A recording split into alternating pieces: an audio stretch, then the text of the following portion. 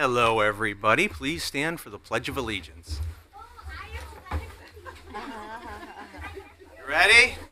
I pledge allegiance to the flag of the United States of America and to the republic for which it stands, one nation, under God, indivisible, with liberty and justice for all. All right.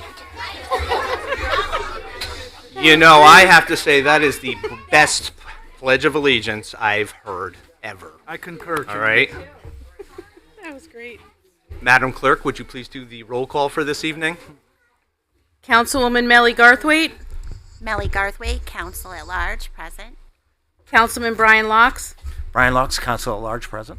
Councilwoman Ann Heffernan, Councilwoman Ann Heffernan, First District, present. Councilwoman Ruby Melton is absent. Councilwoman Sarah Akbarali, Councilwoman Sarah Akbarali, 3rd District, present. Councilman Gary Donovan, Councilman Gary Donovan, 4th District, present. Councilman Edward McMillan, Good evening, Councilman Edward McMillan, 5th District. Councilwoman Dawn Callahan, Councilwoman Dawn Callahan, present. Councilwoman Catherine Tucker, Councilwoman Catherine Tucker, 7th District, present. Councilman Christopher Vargo, Councilman Christopher Vargo, 8th District, present. Councilwoman Katie Muller, Councilwoman Katie Muller, 9th District, present. Councilman Stephen Johnstone, Councilman Stephen Johnstone, 10th District, present. and Chairman Nicholas Pascal. Chairman Nicholas Pascal present. And we have a quorum, Mr. Chairman. We do have a quorum. Thank you so much. Now let's see. What were we here for again? So I think we'll start off with the Seahawks presentation. Gabby, do you have a few words? Hi, Kebby Waterfield, 70 Seaview Avenue, Vice President, Cheer Coordinator of the West Haven Seahawks. We also have Vice President Tony Raccio in attendance. He's out in the hallway. He didn't want to take up space in here. Mayor Borer, Chairman Pascal, and honorable members of the council. Thank you for honoring and recognizing, I should probably put my glasses on, our West Haven Seahawk Tiny Mite cheerleaders this evening. I just wanted to share a bit of information for those of you unfamiliar with the Pop Warner program. Not only must our athletes perform on the playing field and competition mats, but Pop Warner is the only national youth sports organization to require a minimum academic standing for all athletes. In order to make an appearance at this national competition, these athletes first had to compete and win in Southern Connecticut to then advance to New England regionals against the best of the teams from all 6 New England regions. These little ladies came in first place and earned their chance to compete at nationals against the best teams from the 8 Pop Warner national regions. Pop Warner Nationals consists of teams ages 5 through 15 competing over 4 full days. Not only did these girls come home as national champions, but were the highest scoring team of the day they competed. Once the week had completed, I was notified that they were the Once the week had completed, I was notified that they were the 5th highest scoring team of the entire week of the competition with a score of 95.27. The only teams that scored higher than them were all over 12 years old.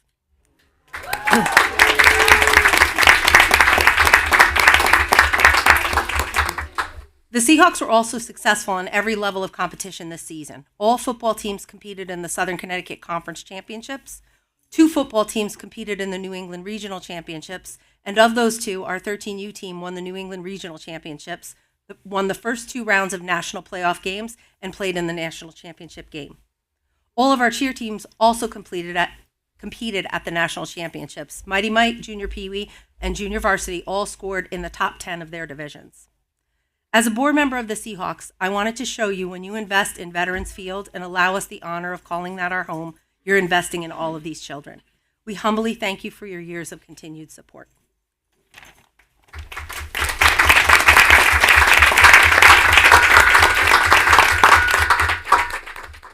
Thank you very much. At this time, I think I will have Mayor Borer stand up and issue the proclamations. Hi, everyone. You're cheerleaders. Hi, everyone. All right. Okay. Well, I first want to say, so I'm the mayor. As Mr. Pascal said, do you guys know what a mayor does? Yes. You do? Good. Somebody tell me. Everything. So I want you to know that I am speaking not just as the mayor, but on behalf of everyone here and all the residents in West Haven when I want to tell you how very proud we are of everything you've done and all you've accomplished. Did you have a good time in Florida?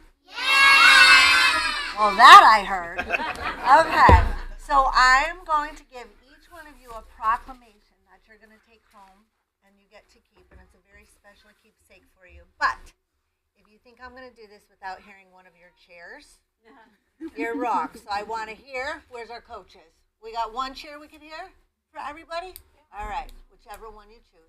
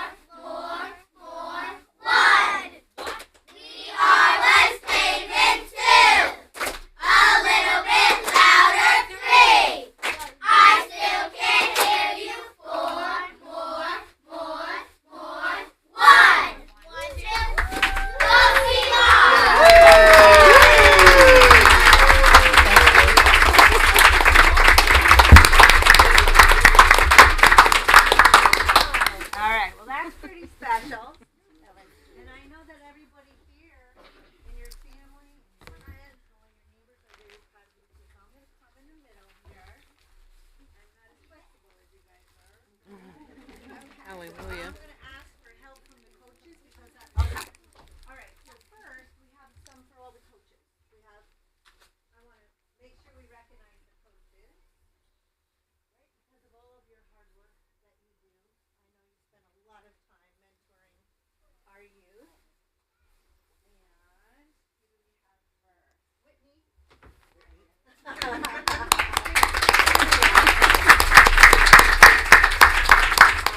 Kelly, where's Kelly? Well, just pictures of Mary.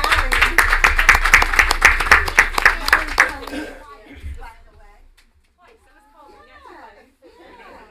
Megan Waterfield.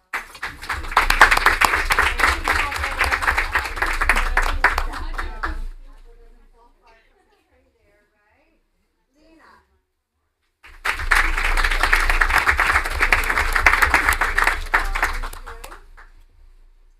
I just happened to marry this person too.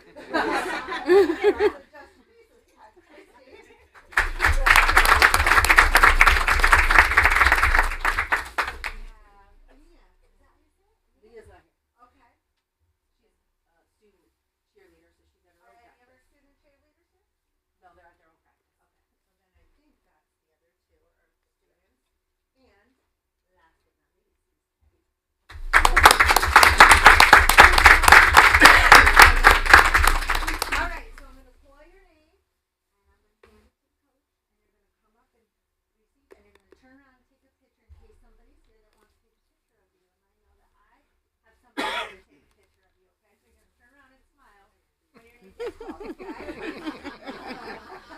And guys, remember, not everybody gets one of these. These are special. That's right. Okay. Lake, everybody here.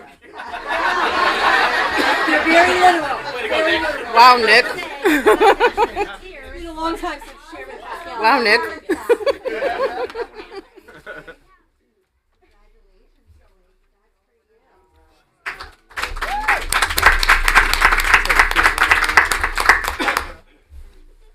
That's why no one likes the chairman. So this is from the Office of the Mayor, official citation. Be it hereby known to all that the city of West Haven hereby offers its sincerest congratulations to all of you, the West Haven Seahawks Tiny Mike Chair, Ray Tellier Midget Football League, in recognition of your Southern Connecticut Championship, your New England Regional Championship, and your National Championship at the Pop Warner Cheer and Dance Championships on December 11th, 2024 in Orlando, Florida. The entire city extends its very best wishes on this memorable occasion and expresses our hope for your continued success.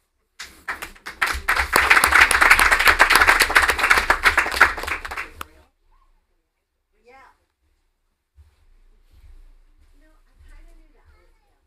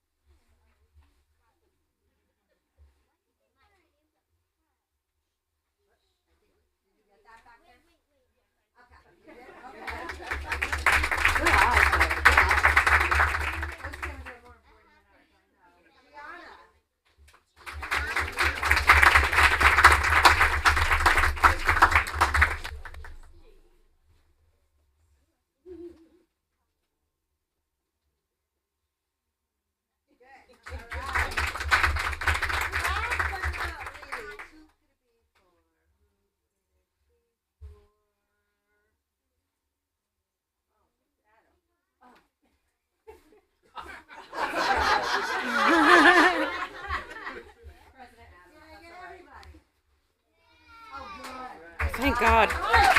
Thank God, Nick.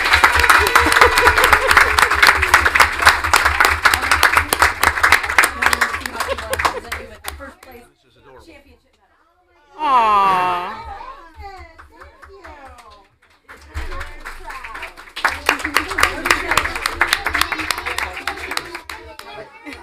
How about a cheer?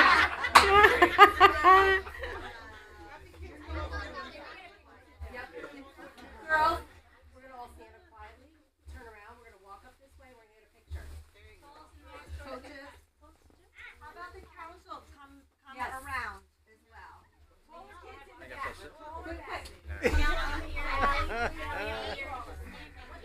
Why don't we just stand? Shorter people can sit in my seat. I know. Oh, sorry, I didn't see that, Chris.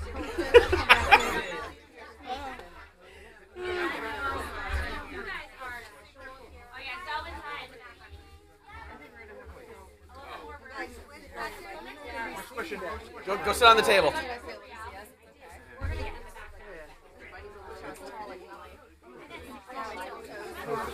Yeah, seriously, right? Girls, ready?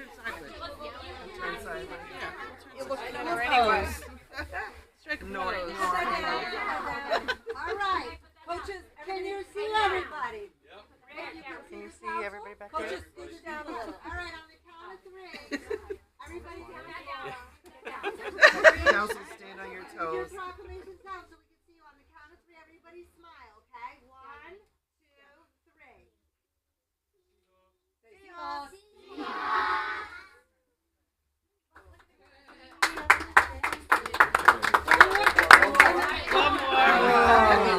Don't move. Everybody, don't move.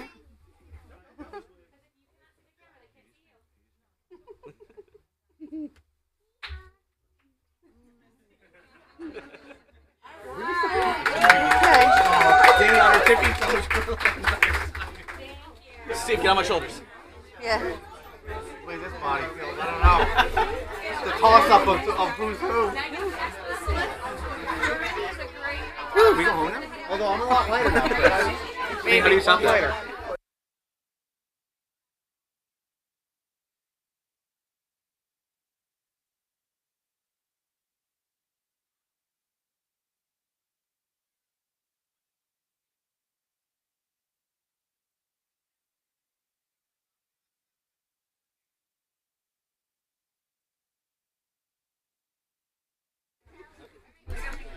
Thank you to all of the Seahawks and their families for coming. We're going to take a 5-minute recess and let everybody do their thing.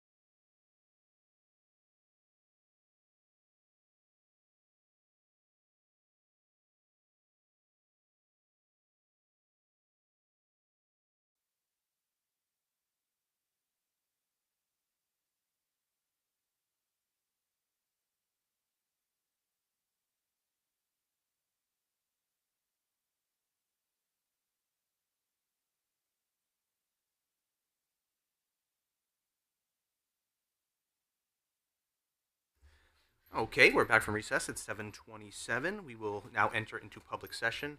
The time is now 7:27 as well. Would anyone like to speak before the city council? For the second time? Oh, Ms. Posick. Hi.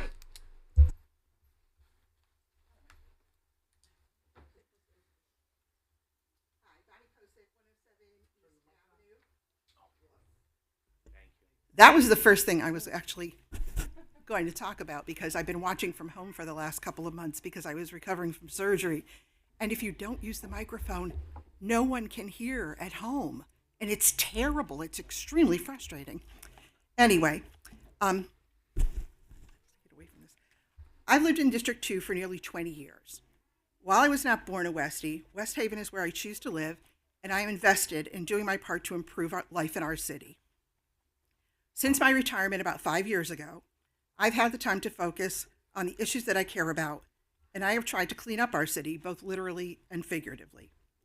I have spent hundreds of hours with a trash picker and a garbage bag cleaning up my neighborhood. I have spent countless hours attending city meetings, and to be completely transparent, I have devoted months of my life to running for city council representative for the 2nd District in the last municipal election. I have skin in this game. That's why I'm so disturbed by the dishonesty and lack of respect that was shown to me and to the residents of the 2nd District by this council. According to Section 5 of the City Charter for the City of West Haven, and I quote, "Any councilman elected from a district who moves out of the district which he represents during his term of office shall be disqualified to hold his office as of the date of said removal." When the District 2 councilperson moved out of her home in the district last year, I waited for her to do the right thing and resign. I waited several months while many of you spoke publicly about transparency on other matters, yet were a party to the deception of the voters of the 2nd District. One of you even provided her with housing in another district. Only after I made the mayor aware that the situation was public knowledge did the councilperson resign. I sat in this room and listened to many of you congratulate her on her new job, while no one mentioned that she was no longer eligible to hold her elected office. I am very disappointed by the lack of transparency in this matter. The voters of the 2nd District and the voters of this city deserve better than this. It is our responsibility to be sure that we get it. Now, District 2 is represented by someone who was not elected by the people of the district. I am not questioning her qualifications to hold this position, but rather by the means by which this vacancy was filled. I understand that the city charter provides guidance in this situation, but as a constituent, I also believe that we should be allowed to elect our representatives. This section of the charter should be revised to allow for a special election under these circumstances in the future. Thank you. Thank you. Would anyone else like to speak before the city council? For the second time, would anyone like to speak before the city council? For the third and final time, would anyone like to speak before the city council? Public session is now closed. The time is 7:30. We will now convene the 2/10/25 regularly scheduled council meeting at also 7:31. I'm looking for a motion to approve the Journal of January 27th, 25. So moved. Second. Motion and Second. So I got Vargo as the first and Akbarali as the second. Any discussion on that? All in favor? Aye. Aye. Any opposed? Any abstentions? One abstention? Two Two abstentions? abstentions. Motion carries.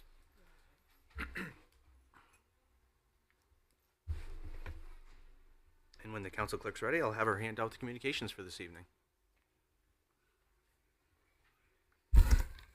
We have communication A from the tax collector regarding overpayment refunds for February 2025, which will be filed with tonight's minutes. Communication B from Chief Joseph Perno regarding animal shelter donations being assigned to the Finance Committee, Chairwoman Akbarali. And communication C from Mayor Dorinda Boer regarding a waiver of permit fees for the Cystic Fibrosis Foundation Walkathon being held on May 10th, being assigned to the Finance Committee, Chairwoman Akbarali. And that concludes our communications for this evening, Mr. Chairman.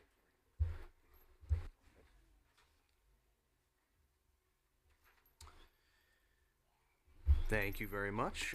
We will now recess into committee meetings at 7:32. First up in council as a whole, we have Rick Fontana to give us a presentation for emergency management. He went out in the hallway.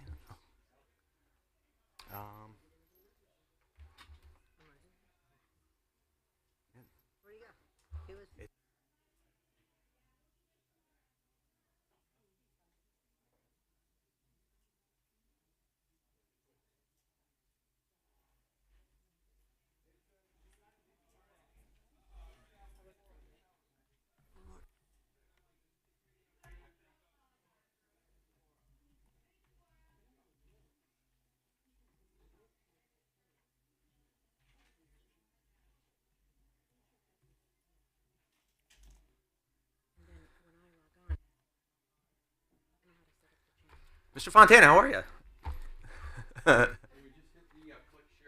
Absolutely. Thank you very much for being here. I'll turn it over to you. Okay, thank you.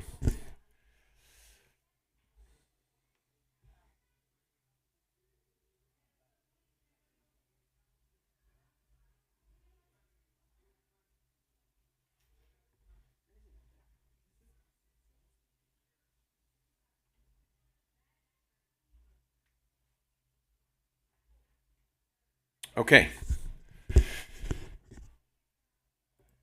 Rick Fontana, 343 Beach Street, West Haven, Connecticut, unit number 303. Good evening, everyone. I think I serve as the Director of Emergency Operations, Director of Emergency Management for the City of West Haven. I'm honored to be here. I've spoken in front of you a couple of times, and it's nothing like giving good information. We've been doing a lot. There's been a lot of things going on. When I came here, my goal was to kind of bring in some dollars and recover some of the funds that were lost, and I think we're on a real good road to doing that. I wanted to provide this update. In talking with the mayor, we established what we call the Community Risk Reduction Task Force. We actually did that very shortly after the April 15th. On April 15th, as you know, we had a pretty significant incident at the beach where shots were fired down on Lower Campbell Avenue. And from that day forward, we said we've got to put together a group of people and look at what we can do to reduce some of the risk and look at some of the weaknesses that we have.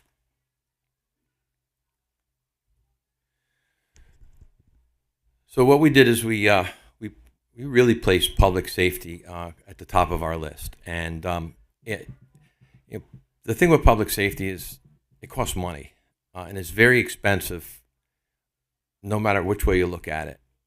And when you have leadership that supports it and pushes it and pushes it and pushes it again, it makes a difference. So collaboration from Mayor Bora's office has really kind of like springboarded us into a lot of different initiatives, which you'll see. And I didn't do this alone. I mean, this is really a group, a team. That team is a lot of buy-in from police, from fire, from 911 center, from public works, from our schools, from city council, and others. And we have to have an open mind because I think people want to change. They want to see something different. And I hear so many times we've not done that. We've done it. It's not the way we do it. We're going to try something new because people want change. And so one of the things we did is said, look, everyone has to have an open mind. Forget the badge when you come in the room. Let's just all work together. And we need grant funds, right? And we don't want to do everything on the backs of taxpayers. And we've done. I think we've worked really hard at that.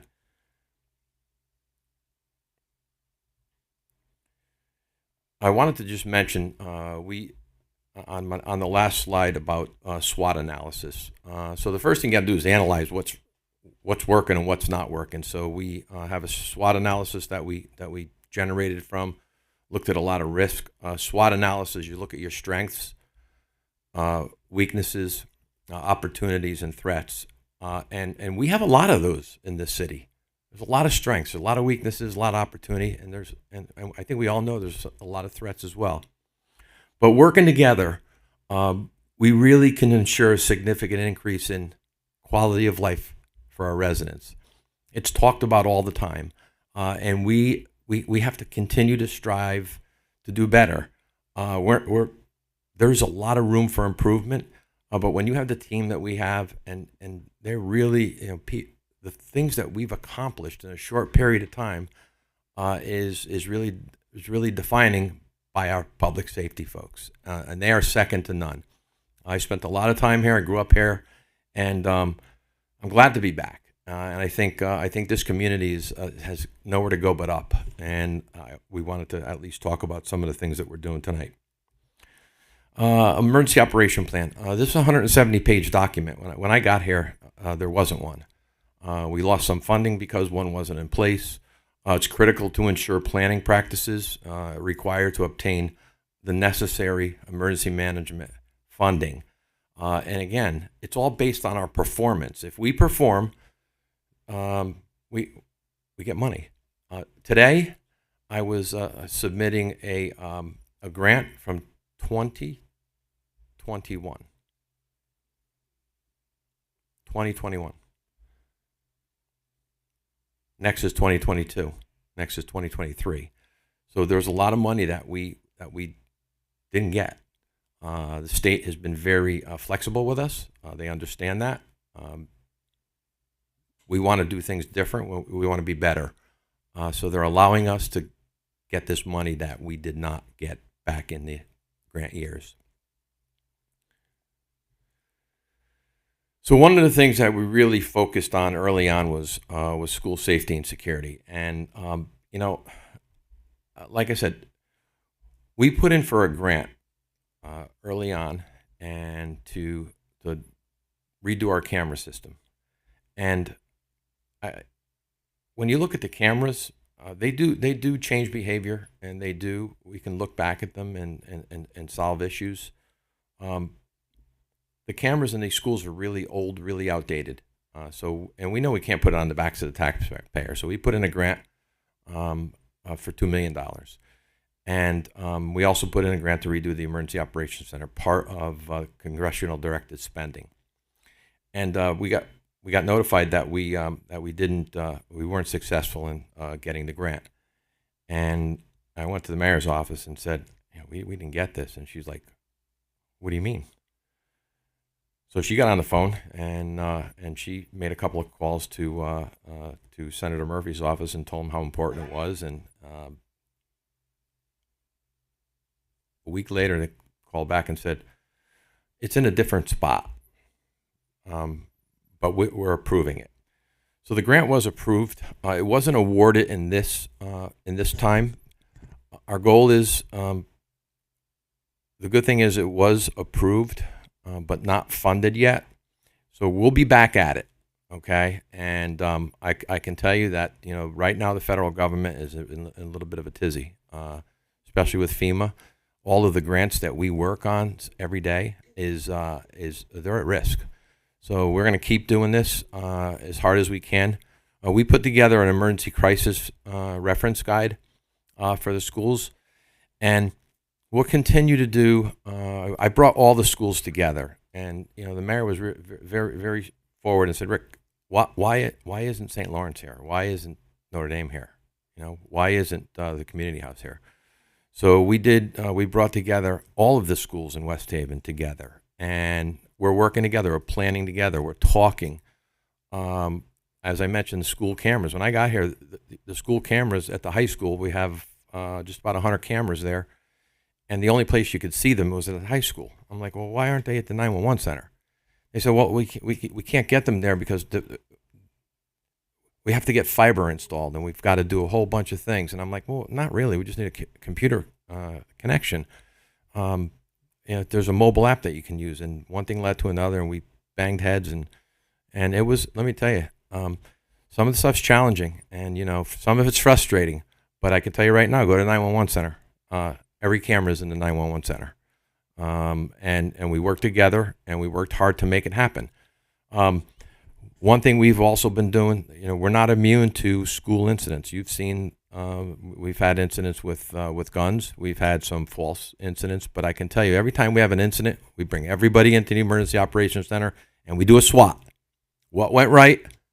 Where are our strengths? Where are our weaknesses? And it makes a difference because we bring everybody in, whether it's fire, whether it's police, whether it's the schools, and our 911 center. We all come together and we say, what went right, what went wrong, and we fix it.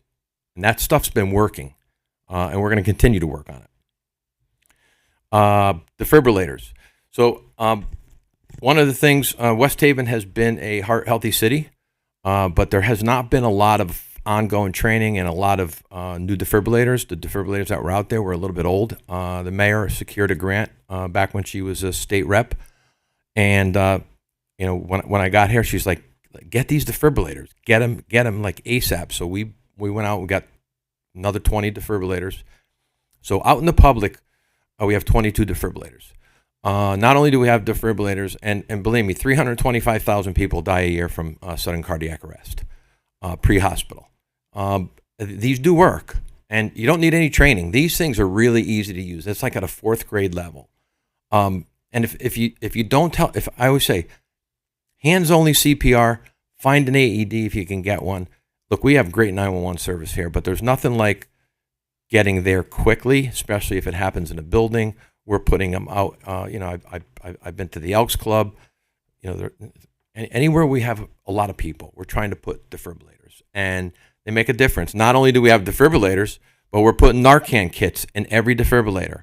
So there are many outside. The mayor said, "Look, there's not. Our fields don't have them. They're at the fields. They're at the fields now." And we're going to continue. We're going to continue this program. We'll continue to do more and more and more.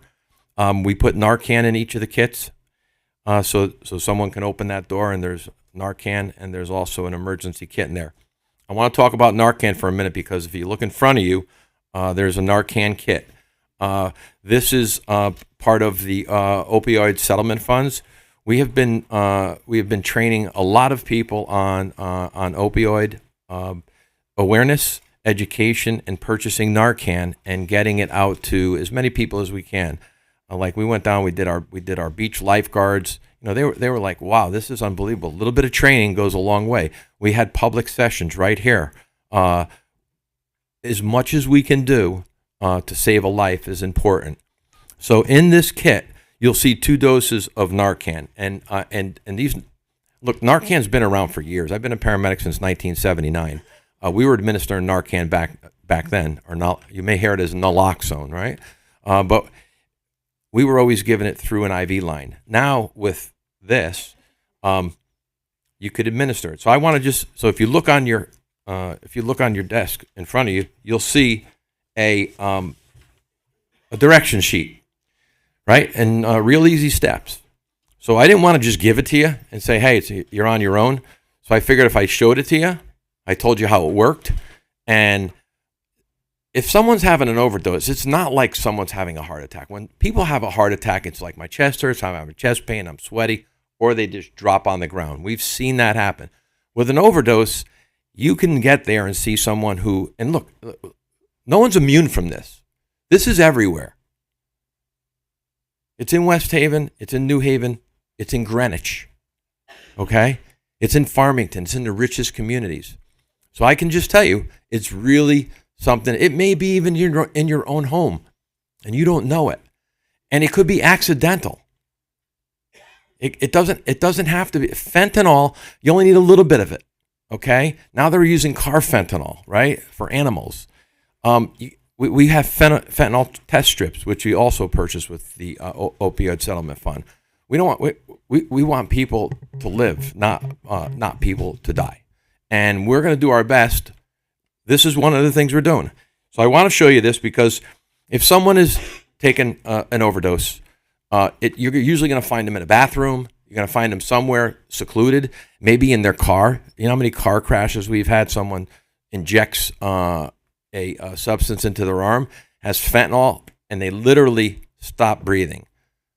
Or they start snoring. They get pale. It happens really quickly. And you can make a difference by one of these kits. So I want to tell you, it's simple. It's simple to use. You got to just check, make sure the person's going to be on the ground and they're going to be snoring. They may not be breathing, but they'll likely be snoring if you caught it early on. And this 4 milligram nasal Narcan is very simple to put in the nostril, okay? And then you just push it. That's one spray, 4 milligrams of Narcan.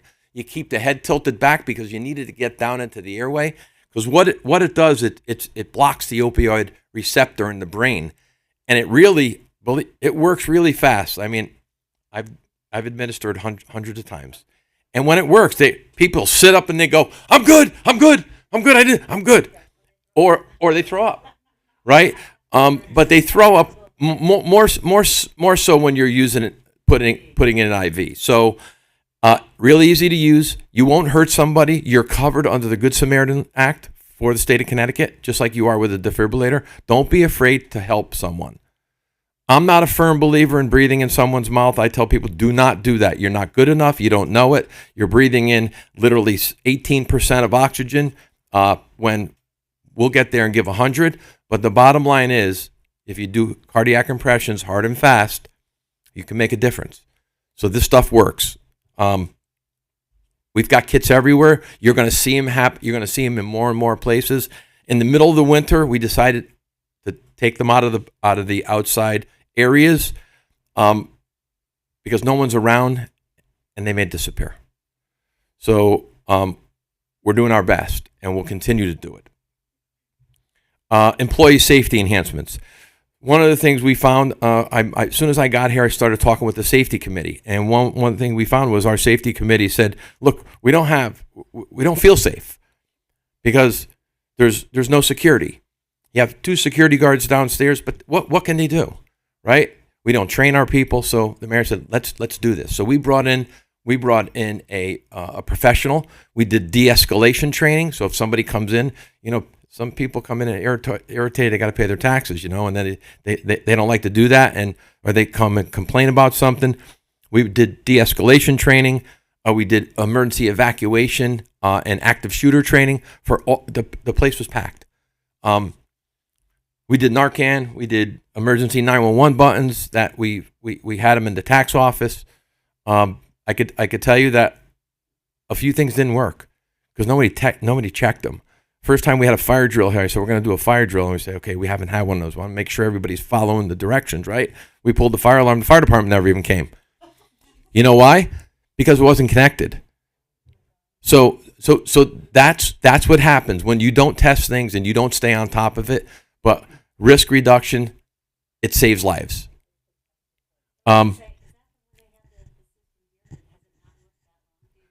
That's a great question, but it works now.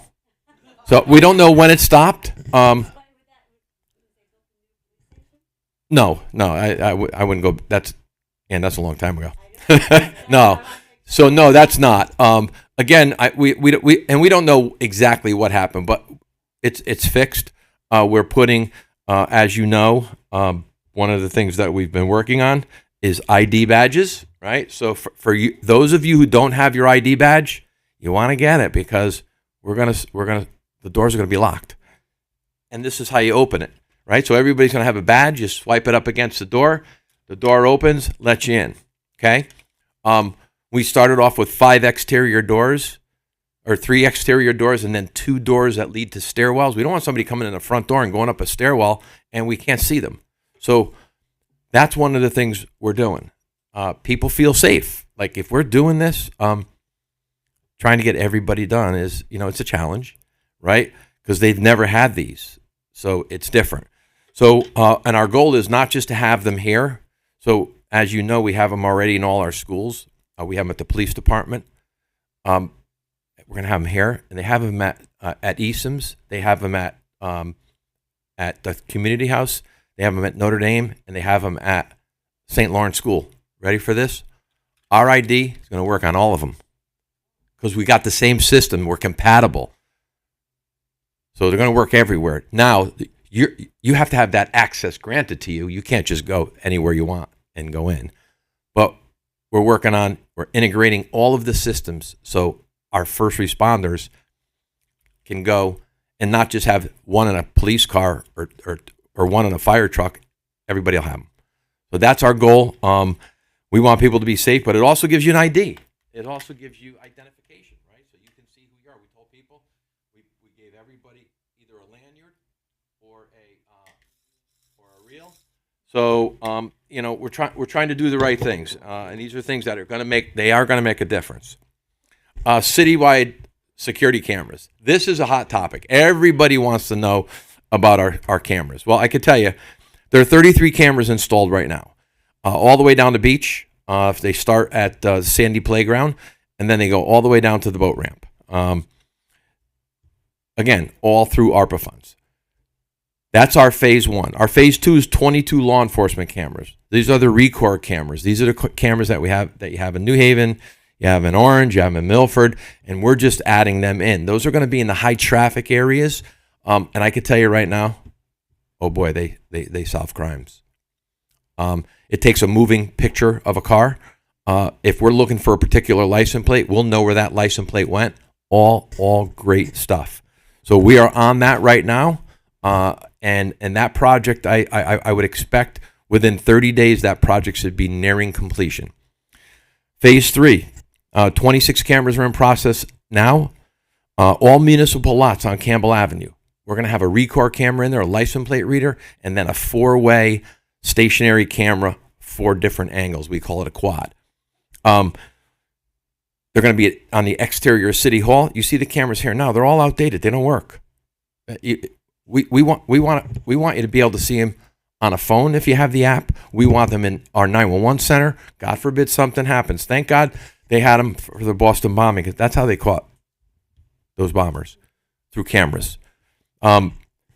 We're putting them at the gazebo, at the animal shelter, Public Works, Painter Park, and we're going to keep building this out. Cameras work.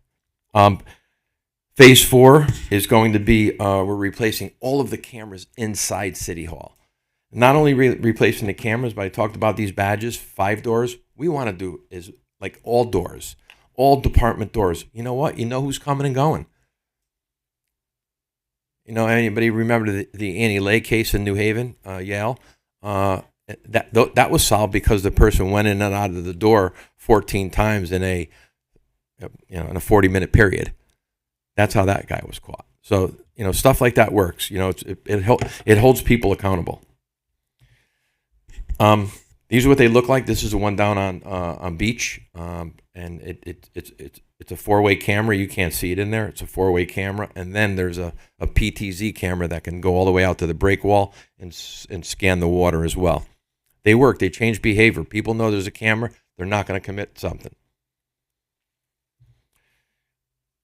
Security enhancements at City Hall. I know when you walk in, you see the new desk, right? We have one security officer. He's going to have a panic button that he can push a button behind him, can lock down all doors. That stuff works. It's important. We have cameras that are inside of City Hall. They're analog. We have them now in front of the security guard so they can watch and see what's going on all 3 floors. This is what they look like in the 911 center. We've got 6 different screens in the 911 center. We're actually going to be adding more as all of these cameras start coming up. We want people to see them, and we've already used them. They've made a difference. We were able to get the fire department to that kid who was drowning in the Cove River. We watched that on the screen, so it directs people to where there could be an emergency, as well as those blue light call boxes that are down at Old Grove Park, and all the way down to almost to Beach Street, but a little short of Beach, by the building there. I forget what you call it. These are some of what the views look like in the high school. We're gonna have the Washington School is gonna have about 100 cameras as well, so we're working on that too. No,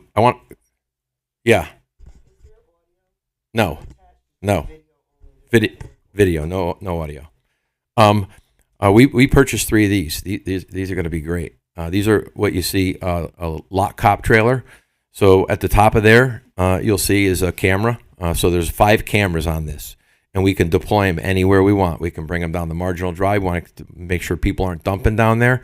We want to bring them down to our Sandy Playground area by the Cove River. We want to bring them to, we're going to get a storm. We want to see what's going on at the bridges where we have the gates now. We can put them there. The police department can use them. We did dual purpose. The police department can use them for messaging and people who are speeding. Okay, we're not there yet, but we're talking about. Everyone hears about the camera systems that are going in around the state, around schools, some red light cameras. We're looking at the ones that go around the schools. So we're in constant communication with the company, and we'll be likely. The police department is 100% in favor of them because they slow people down and they reduce the amount of accidents. Beach parking lot, safety gates and floodgates. Well, I'll give you some time. Okay. Yeah, right at the end, I'll give you some time to. Thank you. All right.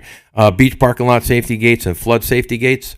We got all these done in like 8 months. They make a difference.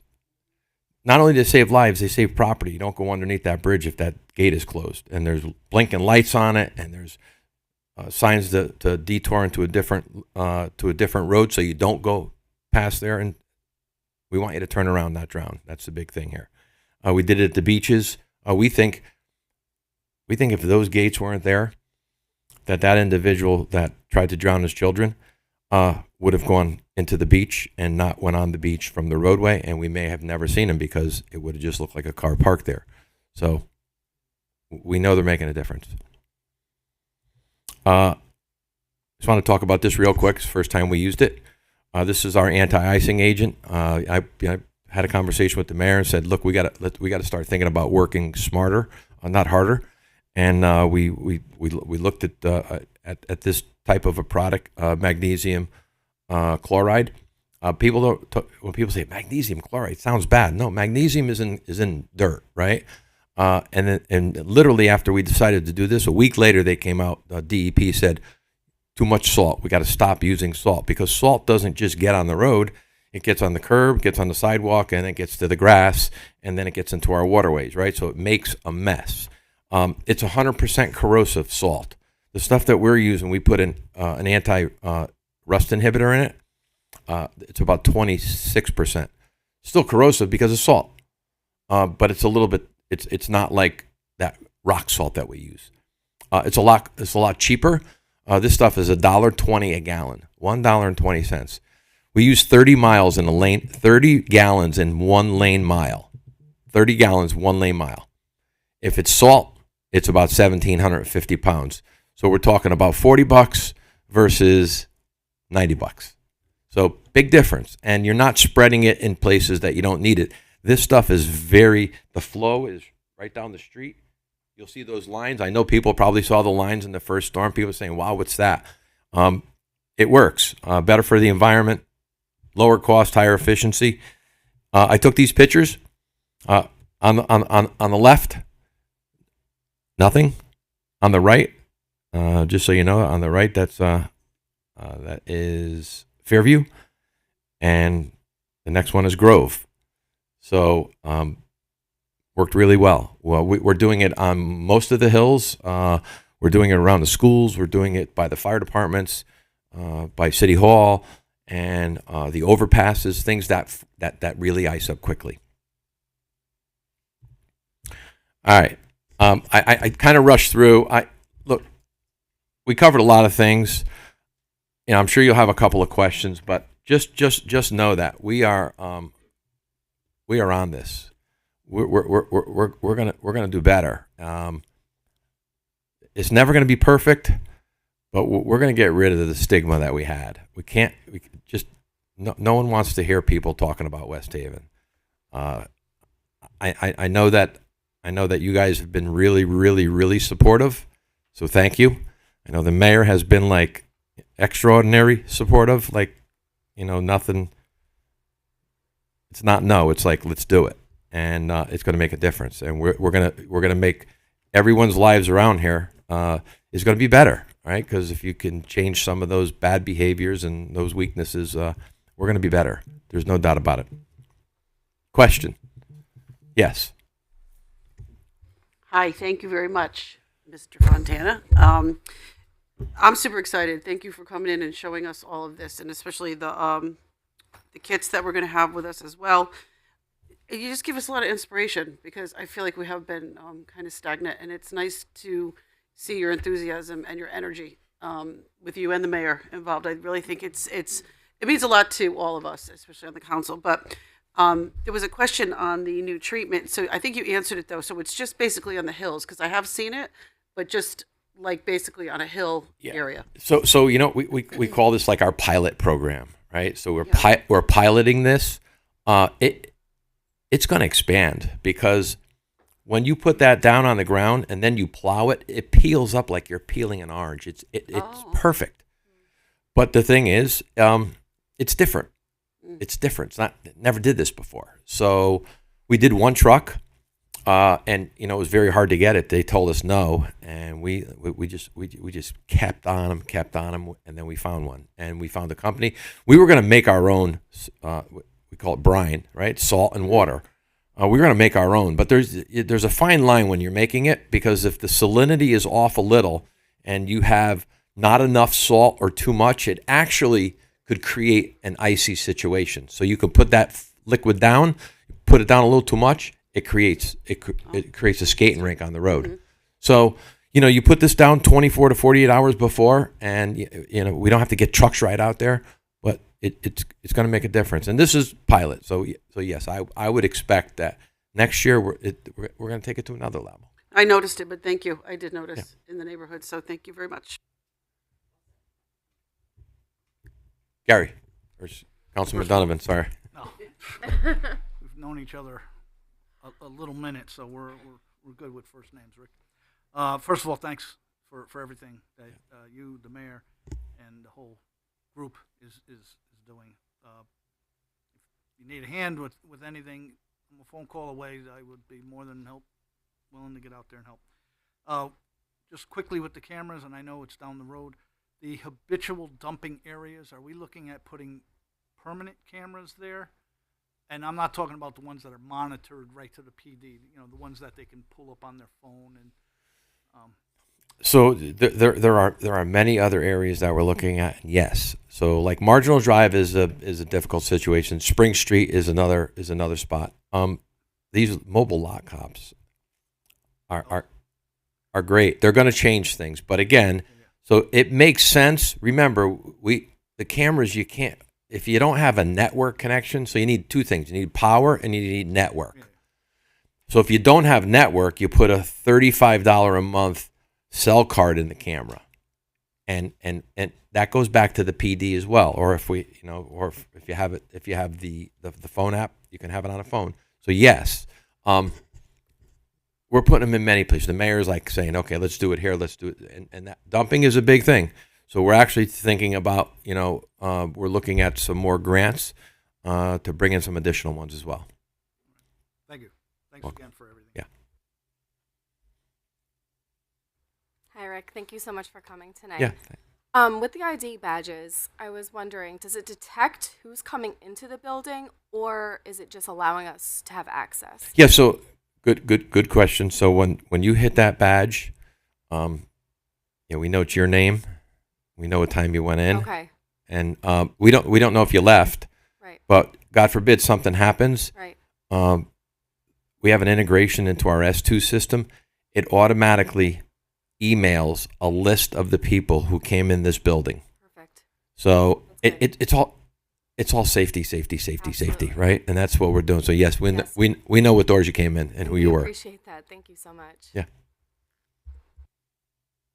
Yes, sir. Rick, thank you for this very comprehensive presentation. You guys are doing a lot of work, and I appreciate it. I'm interested in the AEDs at the fields. I coach soccer all over the state, and I see AEDs on the walls of schools that are facing the fields or on standalone posts. And I thought it's a fantastic idea, and I haven't seen them here. And I know you said that they're here now. Yeah, we put them. So we actually have Kerrigan now has one. Bailey now has one. We have one at the high school. Believe it or not, there wasn't one at Ken Strong unless somebody was going out there if they're one of the trainers for a game. So One is going to Peterson Field, and one is going to Watt Park. The one that's at Bailey, is that at the Bailey side or is that the Duffy Field side?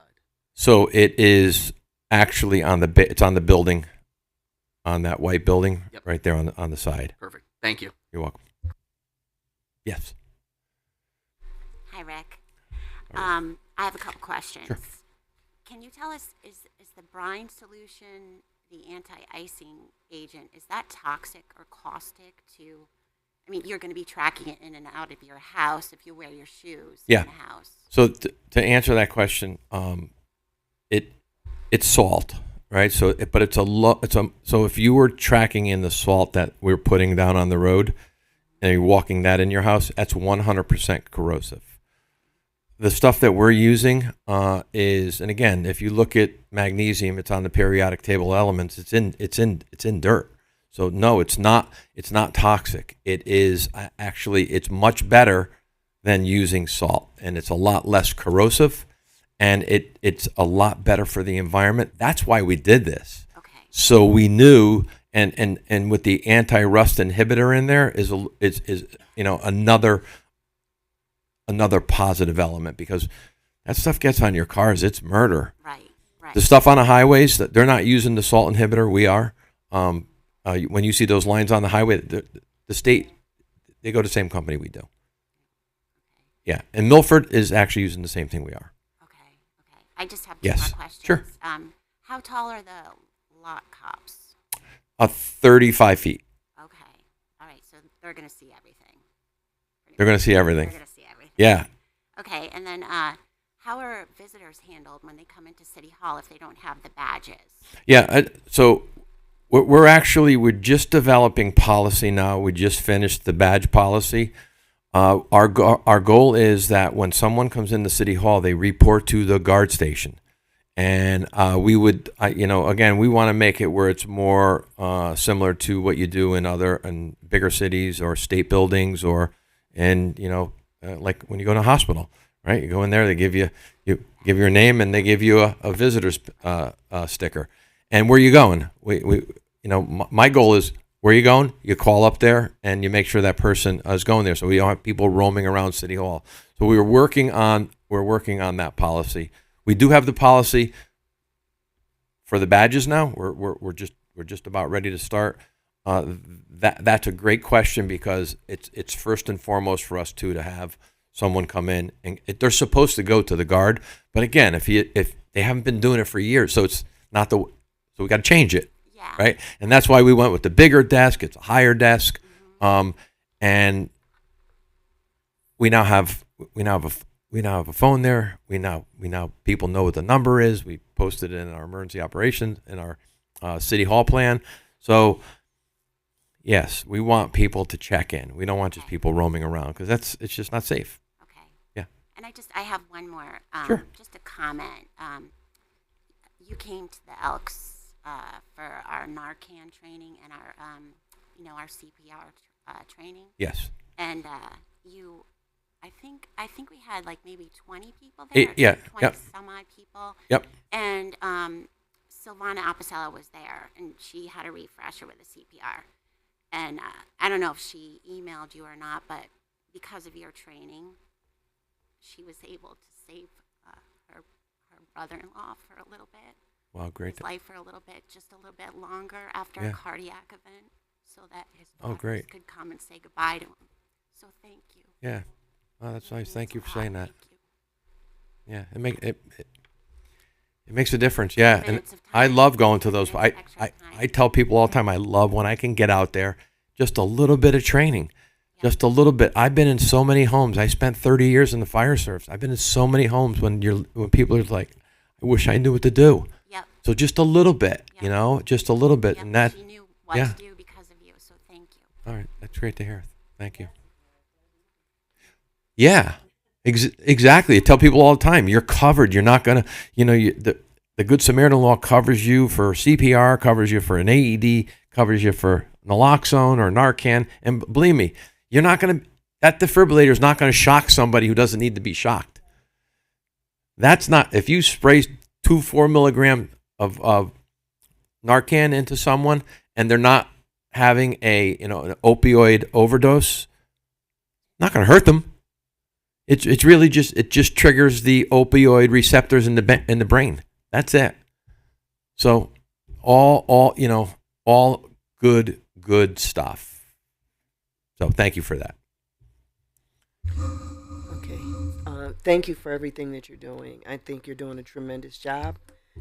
And I'm just very excited to see the direction that things are going in. There's a huge, I guess, stigma associated with opioid use and abuse. And I think there's a tendency for people to believe that it's not them or their family and it's everybody. So I appreciate you pointing out that this really doesn't have demographic limits. Anybody can be impacted and people should know. And to that end, I think it's really important for us to take it upon ourselves as private citizens to educate ourselves about it. But I appreciate, you talking about, the education and stuff that you're doing out there. And I agree with you. And there have been many public, high-profile people who have arrested and we're all aware of it. You saw Fat Man Scoop in Hamden. He passed away recently. Young Gotti, what's his name? Irv Gotti. He passed away. So there's a lot of high-profile people out there. So I am just wondering whether or not there's any thought about, educating people in the schools, the young kids in schools, on CPR, like hands-only CPR and the use of these AEDs, because they're only good if people know how to use them. And we actually, in New Haven, one of the initiatives at PALS Camp was to do education with the children, with the kids, to teach them hands-only CPR and how to use, Yeah, I cannot for the life of me.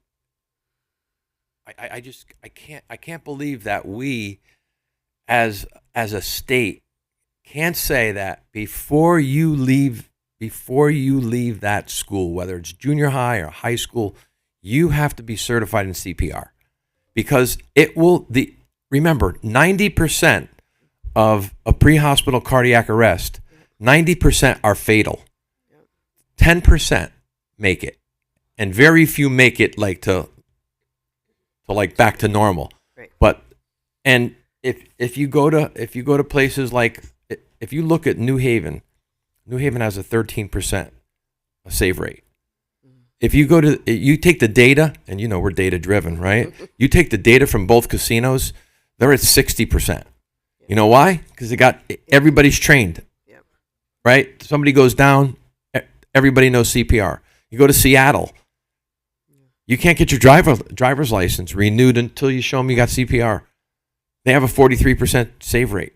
So yeah, I am in agreement with you. I can't believe that we can't do that. Right. So I would love to see West Haven, the heart healthy city, maybe think about, education, and I'd be happy to help. I'm sure that our partners in, the hospitals around and the American Heart Association would also be happy. I'm volunteering them, would also be happy to help. And the other question I think I have is around basketball courts. So a lot of those courts outside. I know you talked about the soccer fields and baseball fields, I think you said. Well, I mean, I think Carrigan has basketball. I think Bailey has basketball there too. So because a lot of people are playing, they're outside, right? Yeah. And they're running back and forth. I think of Painter Park, that's like right next to the street. Yeah, we have in Painter Park too. Okay. Yeah, So we have actually two up there. Yeah. And the last question I have is around test strips. You mentioned test strips Yes. So can you just talk a little bit about what you envision? Well, using those? yeah. So again, so a lot of people don't really know much about fentanyl test strips, right? And it's a strip that allows you to test your drug. Look, people go, we're providing those? Really? Yeah, really.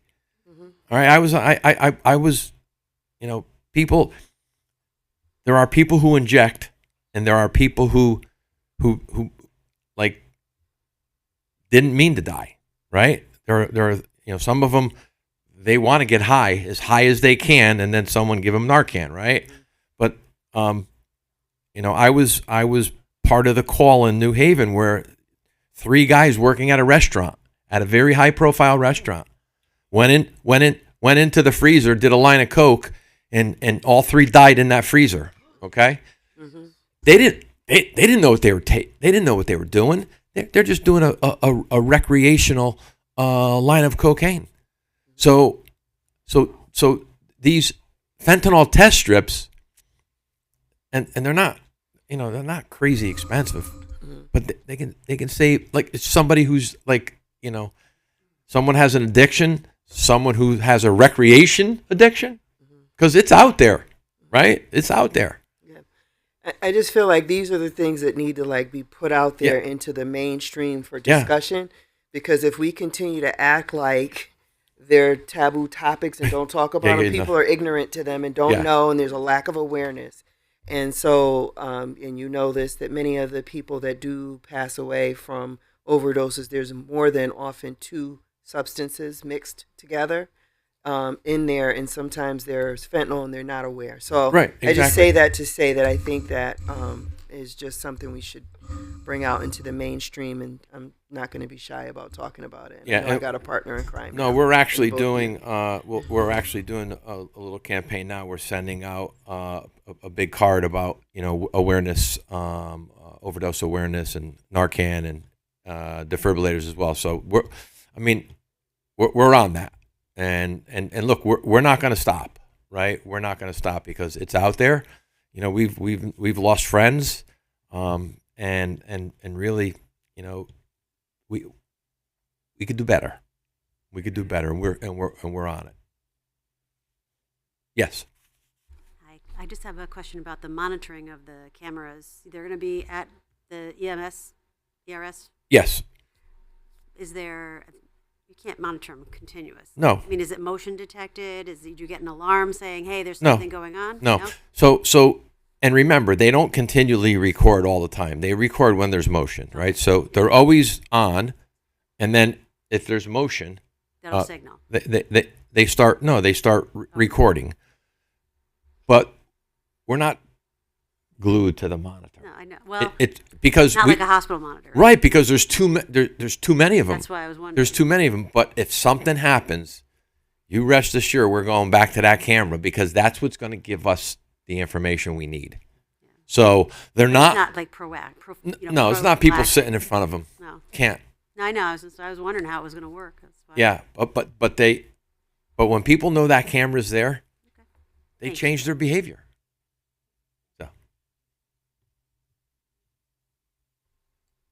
Rick, I will start with preach, baby, preach on the heart health. I know the verdict is still out whether I'm back to normal, but we'll let the rest of the council decide that. 1 year coming up in 2 weeks. Couple things. The truck. So this is just for future endeavors here. So it's more efficient to use the magnesium, better for the environment. I know you said it was a pain to get the first truck. What does one of those trucks go for? So we didn't buy the truck. We had the truck. We just bought the tank and the spraying mechanism. Okay. And so that was MacGyver? No, listen, we were going to MacGyver it, okay? We were going to do that, but we were able to get one in Middlesex, and we were able to get a system. So the entire system we have 2 3,000 gallon tanks up at Public Works. So with the 2 3,000 gallon tanks, with the 900 gallon tank that goes on the back of the truck, and the spraying mechanism was $24,000. A real well investment. Well, it lasts, until, if the snow is piling on it, it will stay wet underneath. But, for the first few hours of snow, it's going to turn to water. So I don't have the exact number, but I'm sure there's some chemist out there that can provide us with that. So Rick, that leads me to my next question. So I know it's been a while since we had a rough winter. So far, Mother Nature's kind of hitting us. Unlike the salt, is there ever a worry or fear that there could be a shortage of purchasing the magnesium liquid? So, is it easier to get than the salt? Well, I mean, salt is pretty easy to get. We had a bad year a few years ago where it was tough to get, but I mean, salt's in New Haven. It's on East Street, right? Gateway Terminal. Okay. So to answer your question, I don't know how hard it is to get. We bought 4,300 gallons, and we made notification today that we used in both storms. We thought we were going to use 900 gallons each storm, and we used 1,500 gallons. Right, so we still have literally 20, 23, 24, 25 left. Now, we don't know exact because That's again, but we did ask for we did ask for another 3,000. Okay. And you pick up off of other deliveries because the truck is 9,000 gallons. So they're going somewhere to drop it off. Remember, they have the same stuff down on the boulevard. Right. If you look at there, they have one there. They have one at Pond Lily. We'll go over there and borrow some if we need it. Okay. So that leads me to my next question. I don't want to open up the can of worms, which is why I'm going to use the word email. If a council person, because we all live in our districts, if we notice a road that has not been treated in the past couple storms and we believe it would help, can we email you those specific areas to be treated? Let me say this. That's a great question, but I will tell you what we did because I knew something would come up. Say, who's making the decision where that stuff is going? Well, I could tell you, guess what? It wasn't Rick Fontana. You know what I did? I reached out to the traffic sergeant and I said, can you do me a favor? Can you do an analysis of where you think this product would be most helpful in reducing motor vehicle accidents? And he said, I'll have my team do it. So they gave us all of these locations, right? And I'm not afraid to tell you this. And then we gave, we gave it over to Public Works, and they looked at the list and it was like, we know where to put that stuff. So it's like, okay, if you have other areas, but make sure you get it on these, because we added some places. We said, when you're driving by a fire station, drive through the ramp, and you go by the police department, go down where they park, right? You're going around the schools. That may not be in your mind, but it was in the police department's mind to think about it. So so it was a team concept here of where that stuff is going to go. So if there is, again, our goal was to do hills. Our goal was to do hills as part of the pilot, hills, intersections, overpasses, schools, firehouses, city buildings, that big intersections, residential streets. There's probably some out there that we can do, but we have one truck, and we only have two people. Because you have to have a license for the gallonage. So we have two people.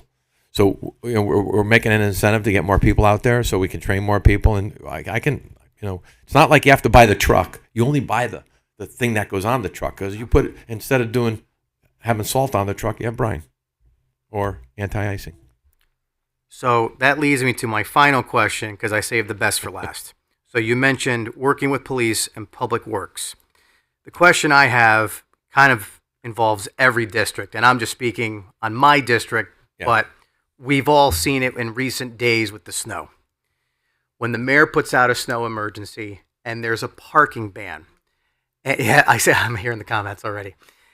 Even side of the street, or in particular certain streets like a Campbell or a Savin, straight across the board, no parking.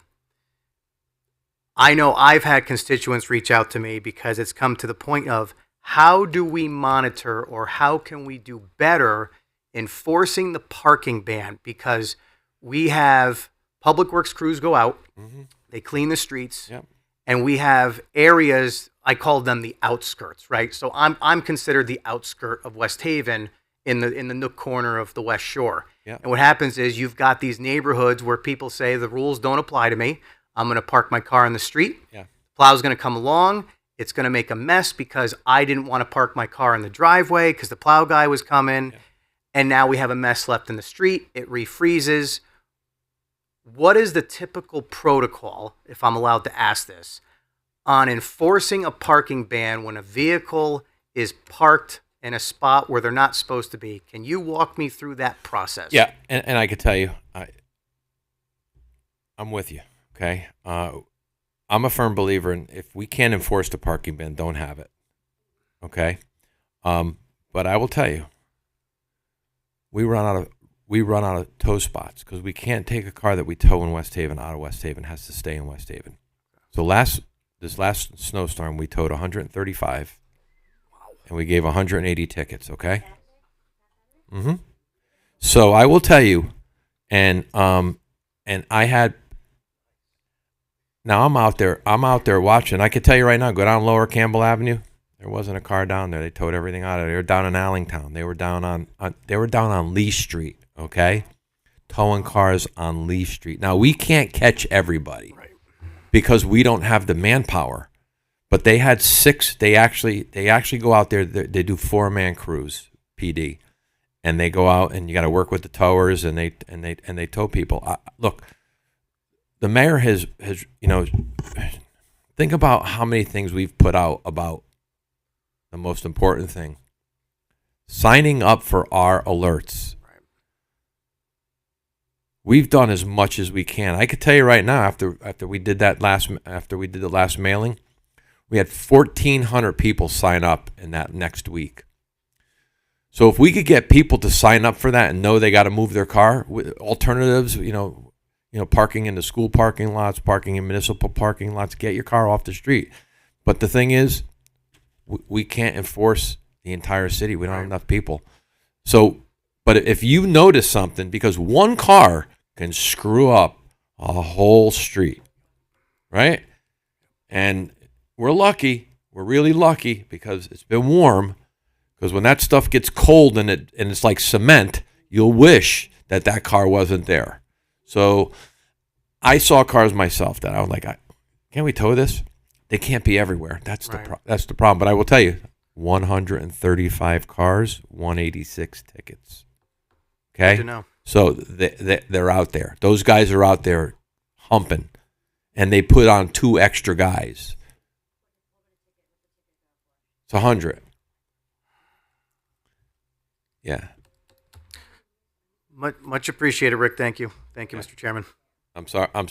Listen, I know I'm looking at my watch. I'm like, where's Mike? Mike Gormley's back here. He said, I thought you were going to be a half hour. No, he's to you. Mr. Vargo? Thanks. Rick, what's the shelf life of the magnesium product? None. No shut. It's forever. It's in an enclosed tank. Okay. So we are prepared that if we have extra at the end of the season, we can store it. We have no issues. Yeah, we have those 2 tanks. Perfect. Yeah, and just so you know, we put Jersey barriers around them so nobody backs into one and cracks it. Okay, so we thought everything through. Thank you. Yeah. I have one question. As far as the gates at the bridges, is that manual? Yes. Oh, it is. Okay. It's just like the beach ones. We have a lock on there. We take the lock off, and we have a protocol.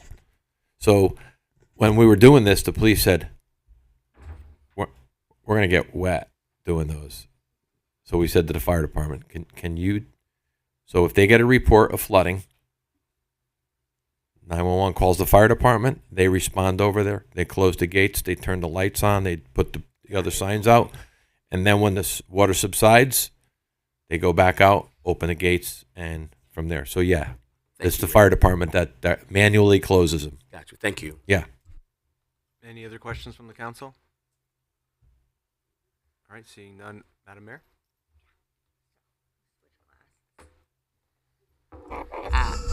First of all, obviously, thank you to Rick.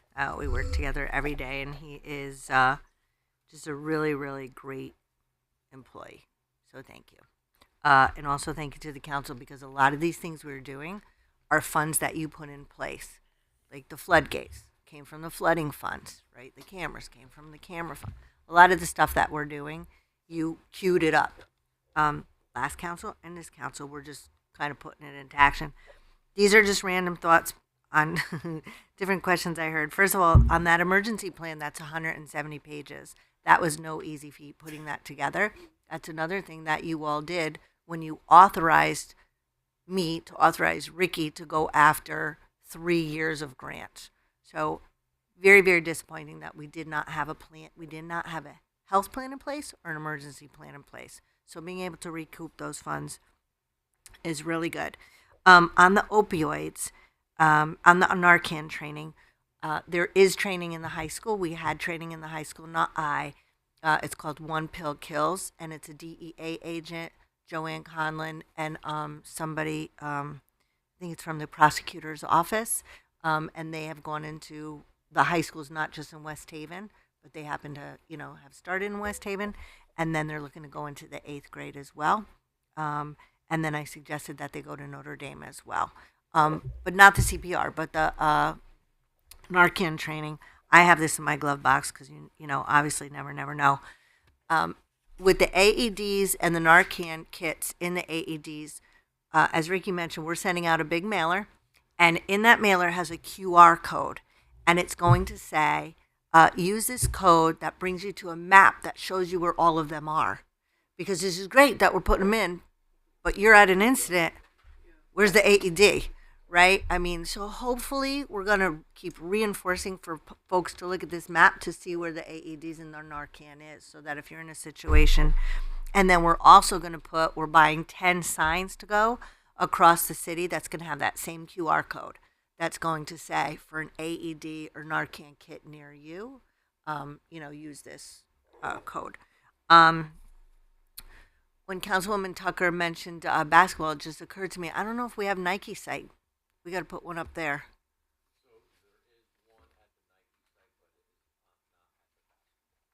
Okay, we got to add one there. So just thank you for that. On the de-icer, just to follow up on your question, the state of Connecticut uses it because it came from DEEP regarding environmental protection. So it is safe for the environment. And like Ricky said, other cities are using it. It's pretty cool, during the storm when you're driving around the road, seeing the four lines. You could see, where it's going to hit.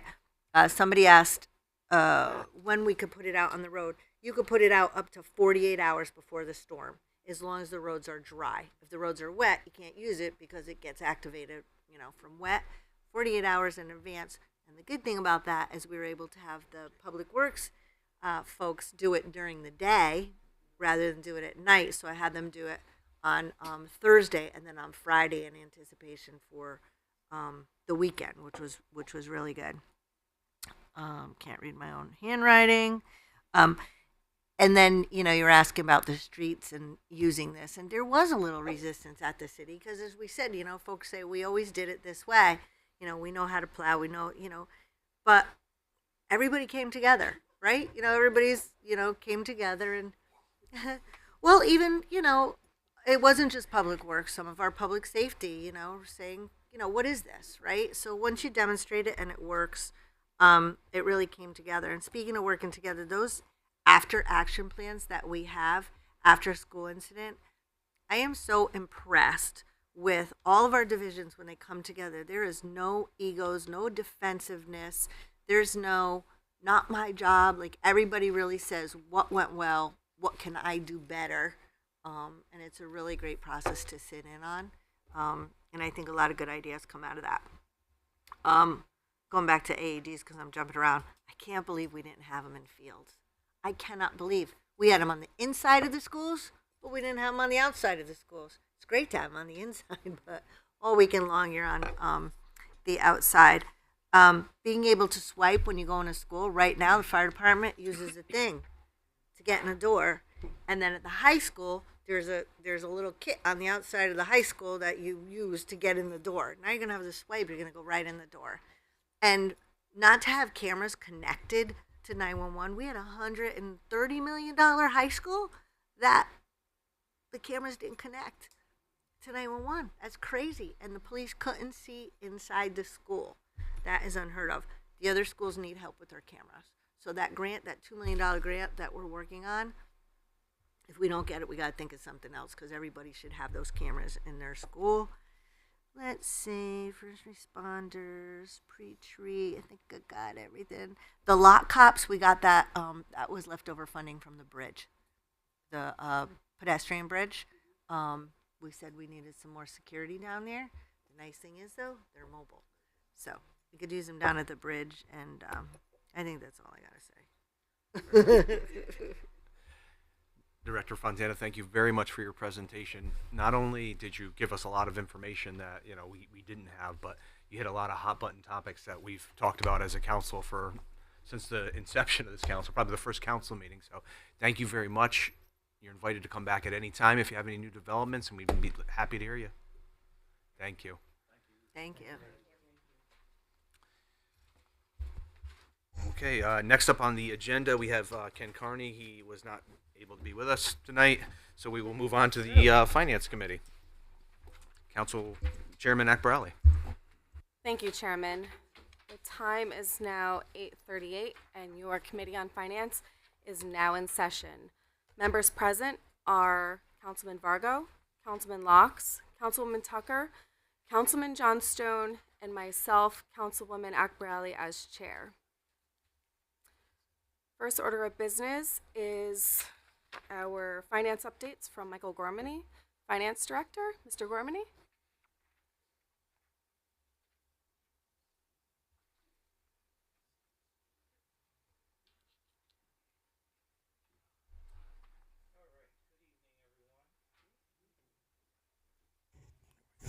Good evening, everyone. All right, so we're going to give you a few finance updates. One of the items you have in front of you is the monthly report from December of 2024. A couple of weeks I presented November to you. Looking at going from November to December, there wasn't a lot of change in what we've seen between the two reports. Again, on the revenue side, we continue to monitor taxes. We just finished the second half of the tax collections, which ended the end of January, beginning of February. Point of order, Mr. Chairman. Go ahead. I do not believe that the council has those reports in front of them this evening. I think they were provided, and they are on the table in the back room. I bet you that's what happened. Thank you, Councilwoman Callahan. Yep. Thank you, Councilman. All right, so while you get the reports, I'll just kind of go through some of the high level. So when you look at the report, you'll see it. But through the month of December, we collected 52.53% of the overall revenue budgeted for the city general fund, while only expending 43.57% of expenditures. On the Allentown Fire Department, which is doing really well, through December, we actually had 71.99% of the revenue collected for the Allentown Fire District. And they've only expended 47.28% of their overall budget through December. On the sewer fund, they collected 58.96% of the revenue while expending 38.32%. So again, looking at the general fund side, as I mentioned in the prior meetings, one of the areas, we're focusing in on a few areas. As I mentioned, tax collections, we just finished up the second half, so we'll have some better numbers on where we landed in the second half of the tax collections and what we're looking at from the levy, which is really the revenue generated from taxes for the year. Again, remember that revenue still ends in June, so we'll have a bulk of it collected, but there's still residual with delinquents and other accounts that we begin to collect. We continue to look at building permits and working with our building official on the actual permit collections for the city. So overall, and then on the expense side, again, as I mentioned, we're looking at. It's not so. Okay.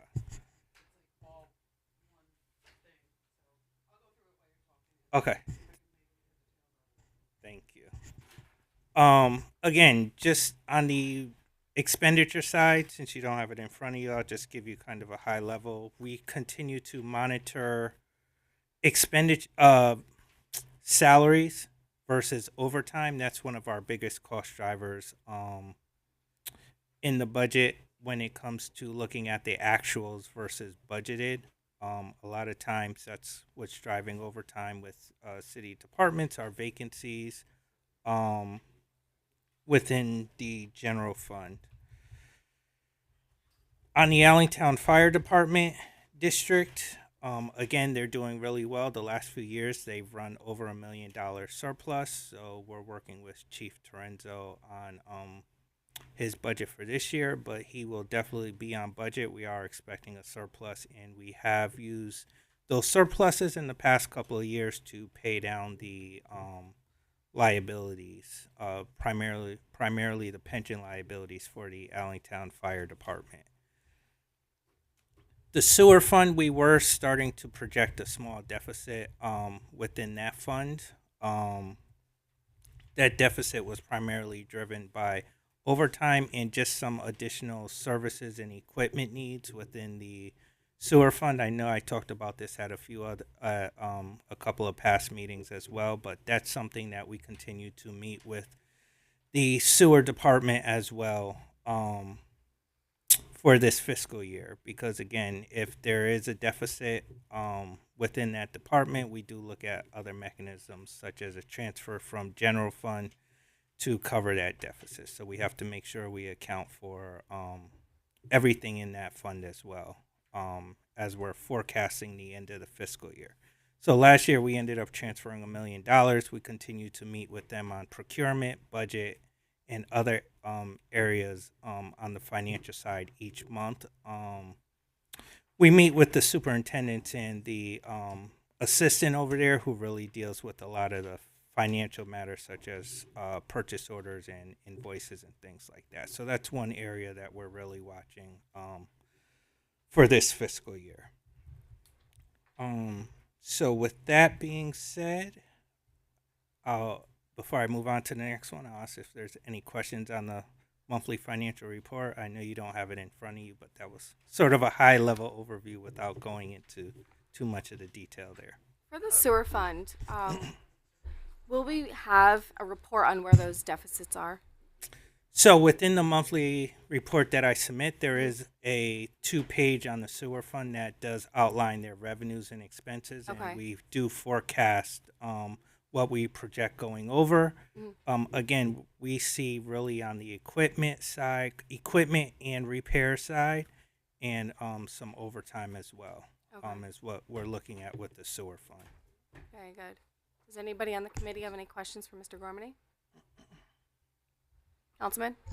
Thank you, Chairwoman. Hey, Mike, speaking of overtime, how are we looking on projections for Public Works with snow removal? Because I know in past years it's been light, and when we got those reports on the last council, we had a couple dustings here, no biggie, and a 3-inch storm, and that was pretty much it. So we had extra, it went in the general fund, and I know we've been trying to crack down. You know, it's not to say overtime's a bad thing, but there has been abuse in the past and oversight, and we're trying to get out from underneath MARB. So how do you project where we are in the winter and the potential of Mother Nature coming at us again and again over the next couple weeks? Yeah, so prior to the last snowstorm, I would have said we were tracking, on budget with overtime. With the snow right now, I'm working with Public Works because remember payroll and everything is a week behind. So, there's some reconciling items. But what I'm doing is I'm gathering some of that data from the last storm right now to see how that affected their overtime.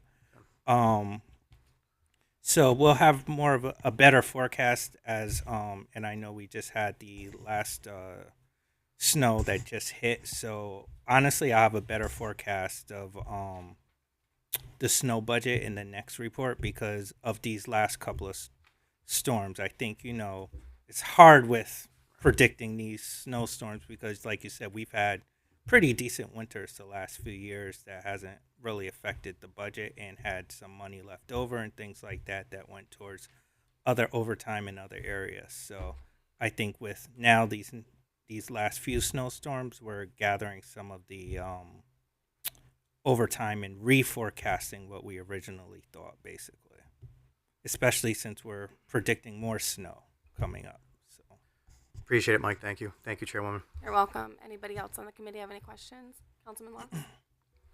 Congratulations on the Eagles win. Thank you. I was surprised I came in this morning, to be honest. There you go.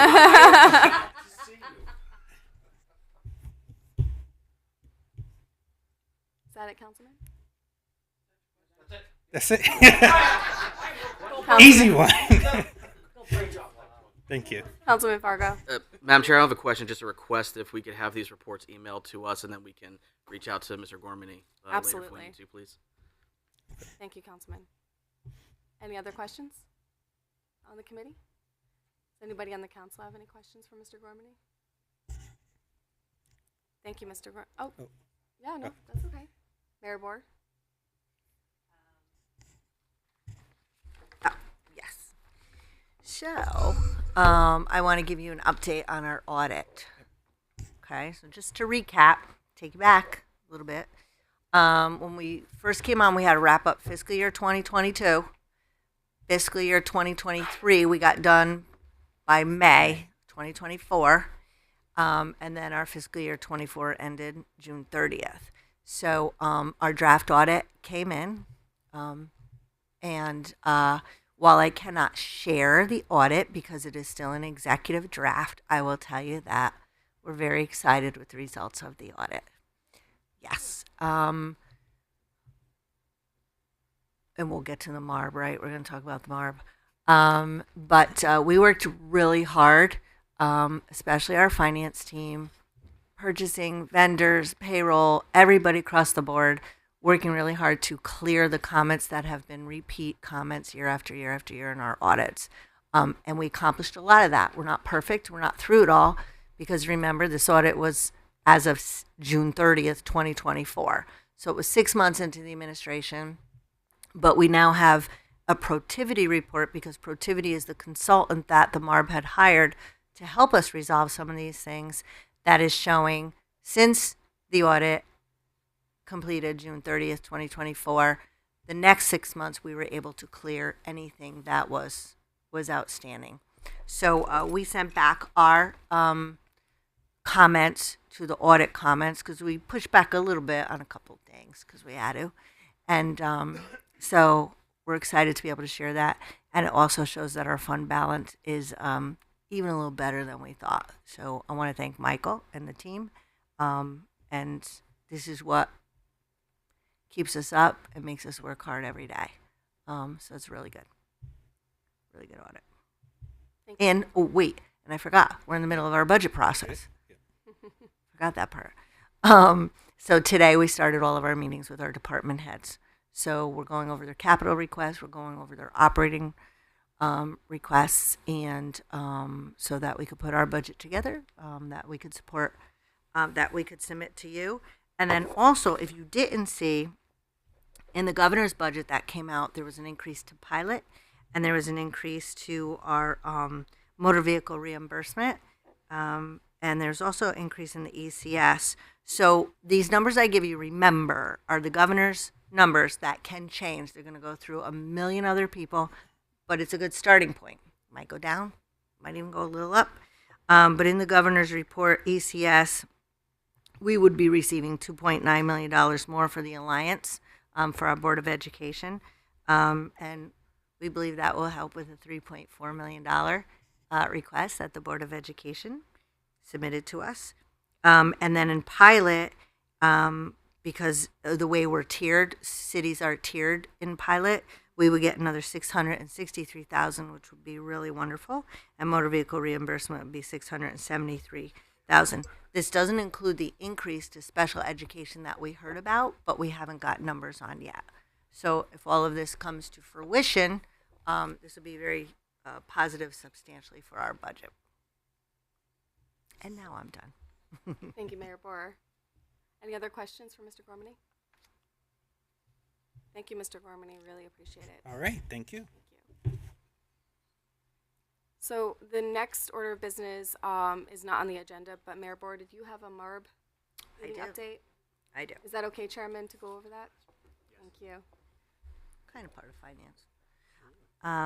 So tomorrow is a subcommittee meeting. It is the subcommittee of MARB has not met since last May. They haven't met in 9 months.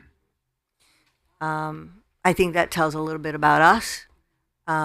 But I requested a subcommittee meeting of the leaders of MARB because there's been a lot of discussion about, what is the criteria for us to leave. So I would just like to reiterate again that there was legislation created.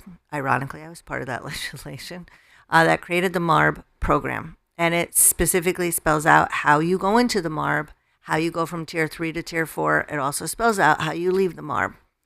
We have hit that criteria in the original legislation. This audit further emphasizes that we have hit all the criteria. There was a lot of, they're very good criteria, right? Things that you need to do in order to come out of oversight. And it's been almost 8 years, but it was a lot of work on the part of the MARB and a part of the city working together. In May of 2024, criterium was added about no unsound financial, don't engage in unsound financial practices. We've been asking since that legislation has passed, what does that mean? What does that mean? That is very nebulous. No unsound practices. Does that mean somebody hasn't stolen $1 million in the last 6 months? Does that mean your audit is bad? Does that mean, what does that mean? And it hasn't been defined for us. So we had an executive meeting. They had an executive meeting. I am a invited guest. And in that executive meeting, I guess I can't share what happened in the executive meeting. So all I would say is there is a subcommittee meeting tomorrow to talk about defining that last piece. The subcommittee will define that last piece and then submit their recommendations to the full MARB on February 27th. So tomorrow's going to be a very interesting meeting. Tomorrow's going to be an executive session as well. I have Michael and David, Ricky, and Ronnie Quagg as our treasurer coming. Paul Dorsey has court, so in and out. But there's going to be a heavy discussion about exactly what that means. And so we'll see. So February is the month that we're going to find out, I think, where we stand. When we first saw a little bit of an idea of what that list was, it didn't align with what the legislation says. So they have taken that list back. So we're working really hard on this. And I feel like we've met the criteria, and I hope to have something to report after tomorrow's meeting. Yes, that is that. So after meeting the last piece of getting us out of Tier 4, do we have a timeline?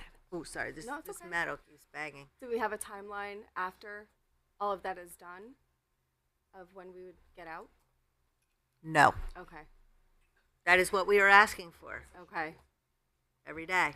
Yes. Thank you, Mayor Borer. Does anybody on the committee have any questions for Mayor Borer? Chairman. Not a question. I just wanted to add. So you have tomorrow's meeting, and then the next scheduled meeting of, I believe it's the full MARB is March 27th. They're always meeting at 10 o'clock. So hopefully they will have time to digest it, and we'll hear back by then. You have to work tomorrow. Do you want to come to the meeting? I have to work 10 to 7, but I'm gonna have an earpiece in. Okay. for the subcommittee? Yes. Okay. All right, good. Anybody on the council have any questions for Mayor Bohr? Councilwoman? Hi, Mayor. Thank you for the update. Can you explain to us, and me especially, I'm new this year, how with the MARB, so we're in 4 right now, and then it goes 3, 2, 1, and you're out? Is that the? My request is 4 and out. Oh, so you don't have to go through necessarily. There's no definition in legislation. Okay. Hartford went from 3 to 2. They requested to stay in. Oh. And then level 1 is really MFAC, which there's about, I don't know, maybe 7 or 8 cities in there. I'm not really sure. So one's better than 4? 1 is, we got an eye on you to let us know what you're doing. 2 is, a little bit more involved. 3 is what we were in, and 4 is, 4 is they have to approve our union contracts, anything over $50,000, our budget, our 5-year plan. Oh, okay. So the goal's to out of 4. That's my goal. Okay, great. Good luck. Thank you. Thank you, Councilman. Councilwoman Tucker? Thank you for the update. I have a question in follow-up to 2 meetings ago when we had questions around the bonding request for Kerrigan about the doors, the windows, and the floors. And you were going to get back to us. And I just was hoping that you had some information about that. Yeah, I would have asked Ricky. I didn't, think before he left. I had asked them to do an assessment of the doors because you had a good question. If we transfer these funds to technology and not earmark and not, focus on the doors. So I asked them to do a security assessment of the doors. And they did. And I believe Neil sent maybe something to Carla that summarized that they felt that they were secure. That was your question, right? That the doors, because we were saying we weren't investing in the doors any longer, and you were asking if that jeopardized or compromised what we wanted to do with the doors. Right, and so that was his answer, right? That he felt that they weren't. But what was the assessment? I guess that's what I mean. It made it on the list for some reason, and I just was curious about what the assessment was that got it on the list, and then now what's getting it off the list. Yeah.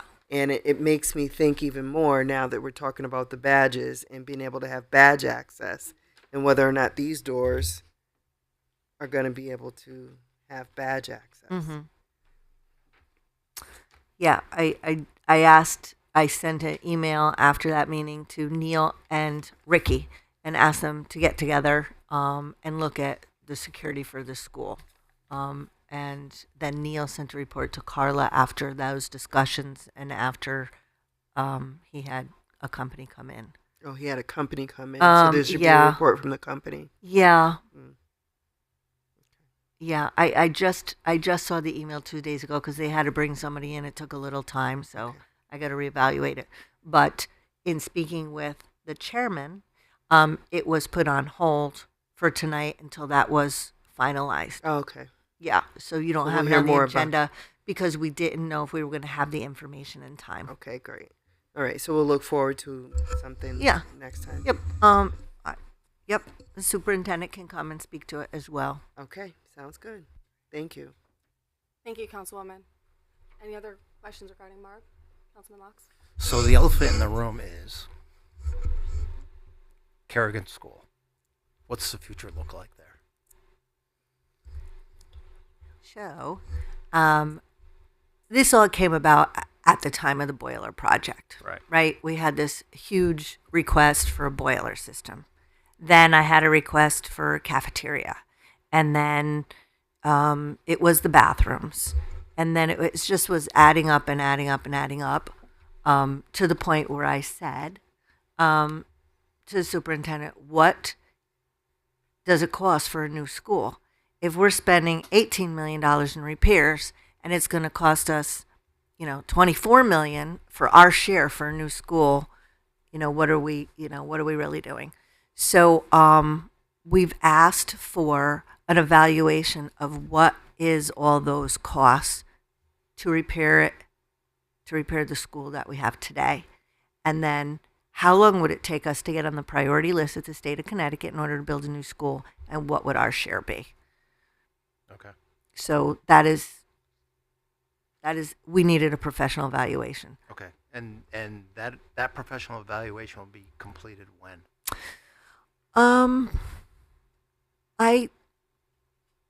Maybe 2 weeks. Maybe 2 weeks. They've been working on it. I didn't want it to be, I mean, that's a big decision. Yeah. I didn't want it to be somebody came up with a number. Yeah, sure. You know? What's the real number? Right. And you get that back and you say, makes more sense to build a new school. That is like a 4 to 7 year thing, from idea to concept to Yes. punch list when the work is done. Yes. You have Okay. you have to apply to the state to go on the priority list. Okay. Because you can imagine 169 towns, everybody wants new schools, and there's several schools within each city. You need legislation to vote on it. You need to be on the priority list. You need to, engage. You have to wait till that happens in order to engage, you have to put together a building committee, the architect, and all of that, and then it goes, Yeah, okay. Yeah. So it takes a while. It would be a good 5 years. Yeah, sure. So when you get this, the data back on the repairs and that sort of thing, is that something that will be shared with the council? Yeah. Oh, Okay. yeah. Okay. Yeah. We shouldn't be making this, decision in a vacuum. Yeah, This sure. is, Yeah, and I think that's what's holding us up on making a change, obviously, to the ordinance. Yeah, I get that. We're just trying to make an Yeah. educated decision based on facts, not Right. hearsay. Oh yeah, we're thinking about building a school, that sort of thing. Yep. I like to see things in black and white myself. Mhm. Thank you. Thank you, Councilman. Any other questions for Mayor Borer? Thank you, Mayor Borer. I really appreciate your update. All right, communication B from Chief Joseph Perno regarding animal shelter donations. I would like to open this up for discussion. Do I have a motion? Motion. Second. Thank you. Does anybody on the committee have any questions? Does anybody on the council have any questions? Seeing there are none, all those approved? Aye. Any opposed? Aye. Any abstention? Motion carries. Communication C from Mayor Durindabor regarding waiver of permit fee. It's on. Permit fees for the Cystic Fibrosis Foundation Walkathon being held on May 10th. I'd like to open this up for discussion. Motion. Second. Thank you. Mayor Borer, did you want to go over Cystic Fibrosis Walkathon? Yeah, I think this would be the third year, and it's really grown in attendance, and it's obviously an important cause that we collectively want to support, and I think it's the least we could do for the families that are, have a heavier lift than some of us. Yeah, I think it's great. Does anybody on the committee have any questions for Mayor Borer? Anyone on the council have any questions for Mayor Borer? Seeing there are none, all those approved? Point of order, I think you opened it for discussion, so you do need the motion. I'm sorry. Okay.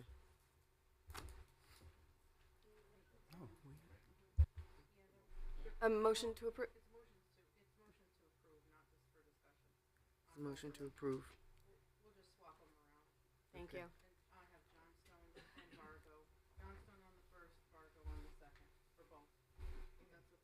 Sure. Perfect. Thank you. All those approved? Aye. Aye. Any opposed? Any abstention? Motion carries.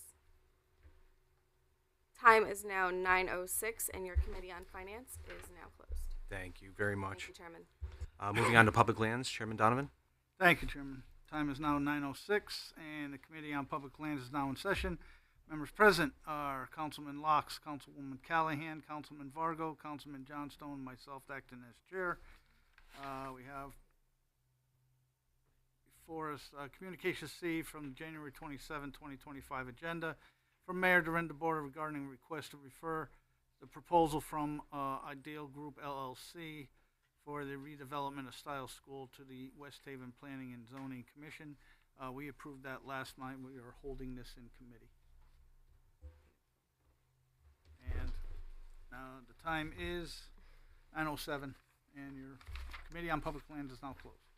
Thank you kindly. We will now reconvene to council as a whole at 9:07.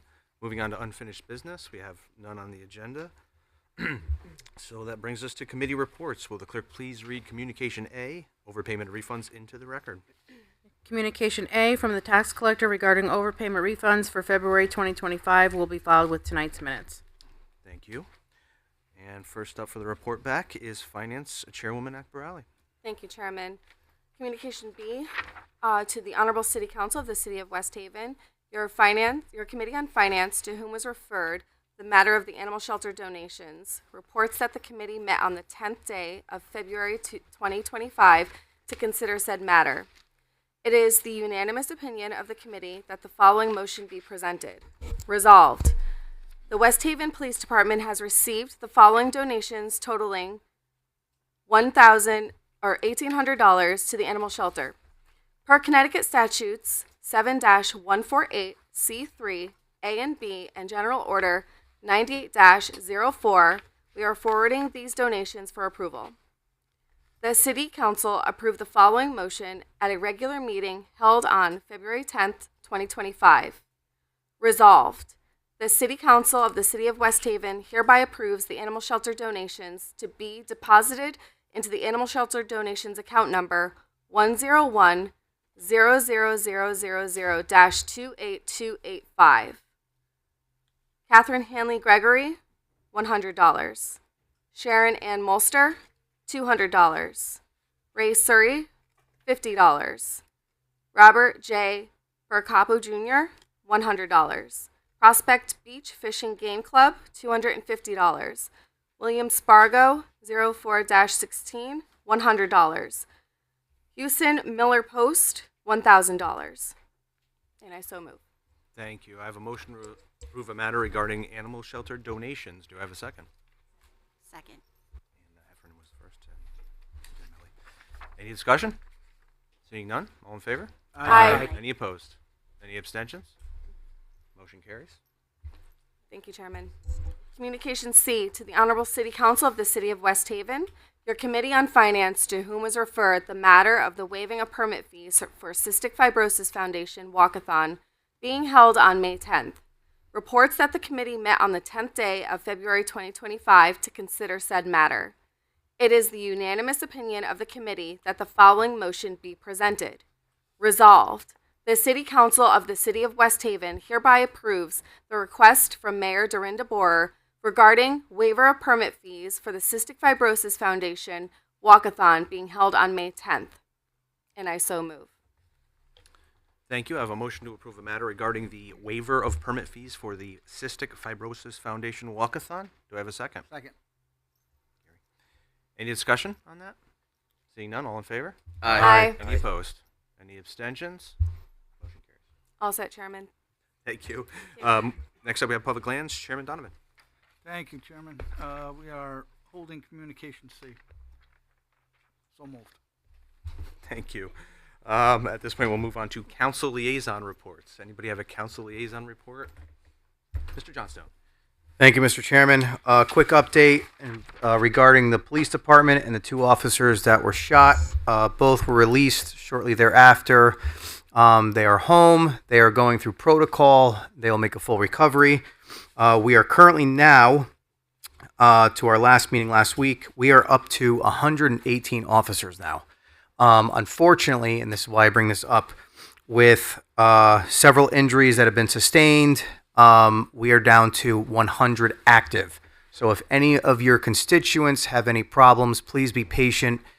We have some that are hoping to be back on the streets within the next month, but that is our current update on those two officers and where we stand in our numbers. Thank you, Mr. Chairman. Thank you. That's good to know, and we wish them a speedy recovery.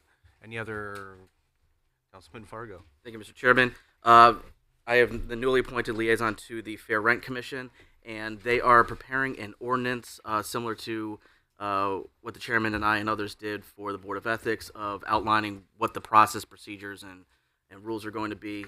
They're going to float it through a small subcommittee of their commission, which will also include myself, and then we will see it probably in the next 30 to 45 days.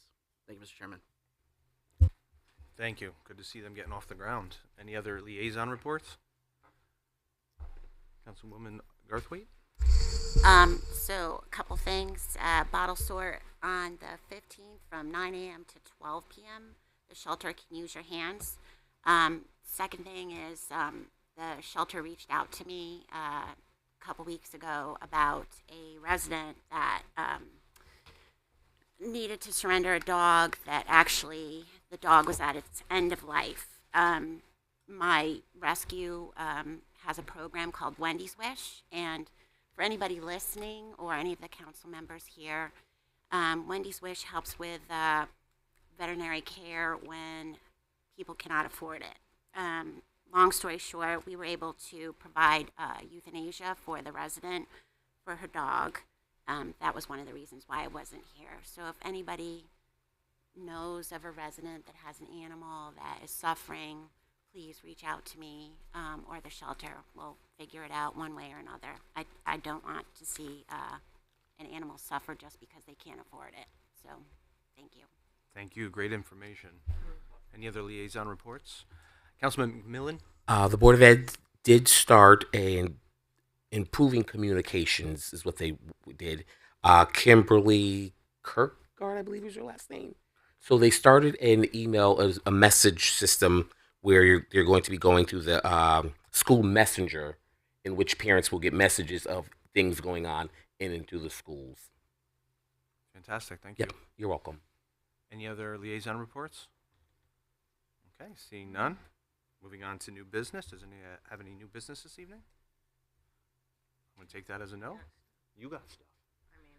All right. Any of the council have stuff? Callahan first. I just want to say that thank you to Public Works. They did a fantastic job plowing this storm. Tremendous.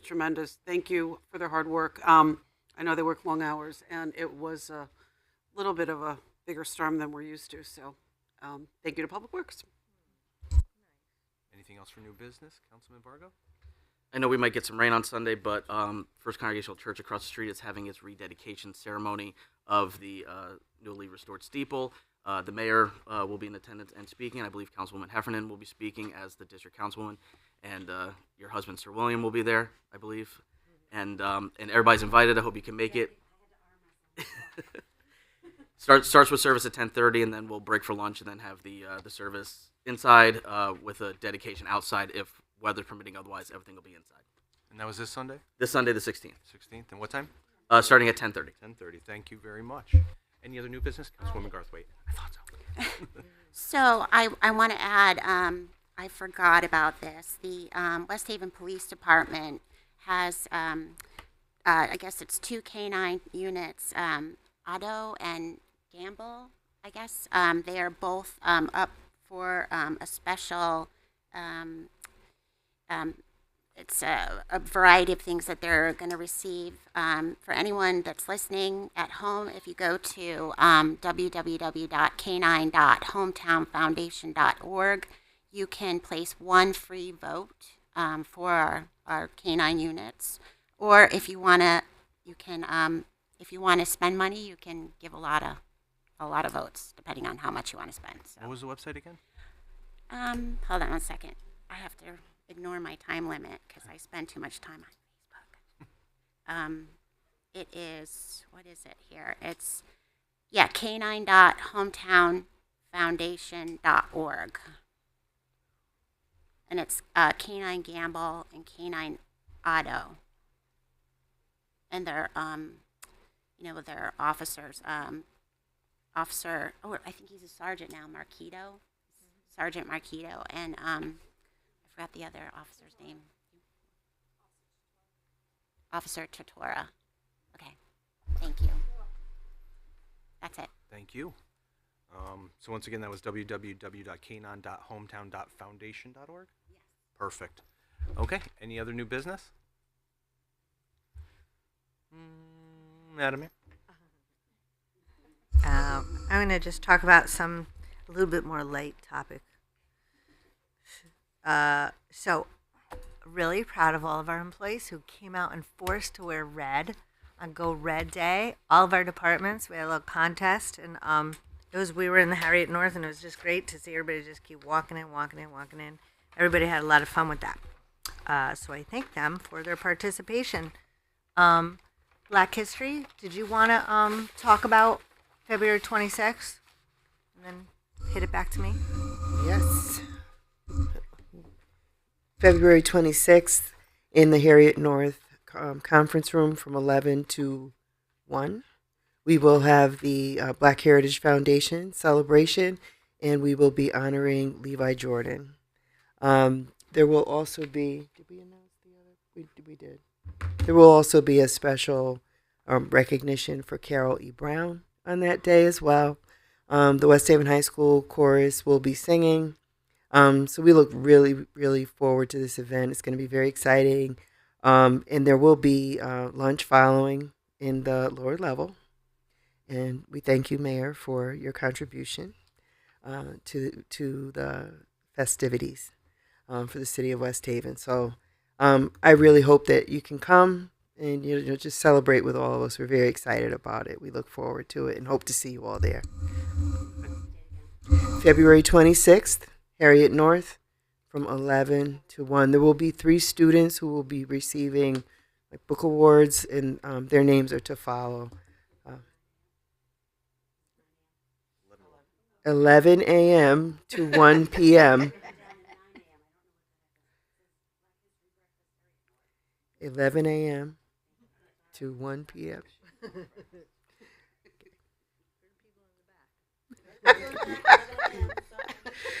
Hope to see you there. And I want to thank the committee for all of your work. Thank you. In bringing it to the city. We look forward to that day. On February 27th, the day following, we will have an employee health fair, which you're all invited to. So you could eat on the 26th because it's always great food. Then on the 27th, come back. But it's the city's first health fair where we're going to have all different, activities and things you can do to check your numbers, know your numbers, but a lot of other, whether it's mental health or it's going to be good.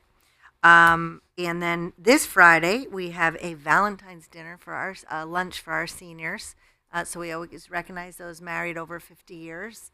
And then some of the seniors from our senior center. So that's going to be over at the church that very generously allowed us to use the hall. It's a beautiful hall. So we're looking forward to that. That'll be a lot of fun.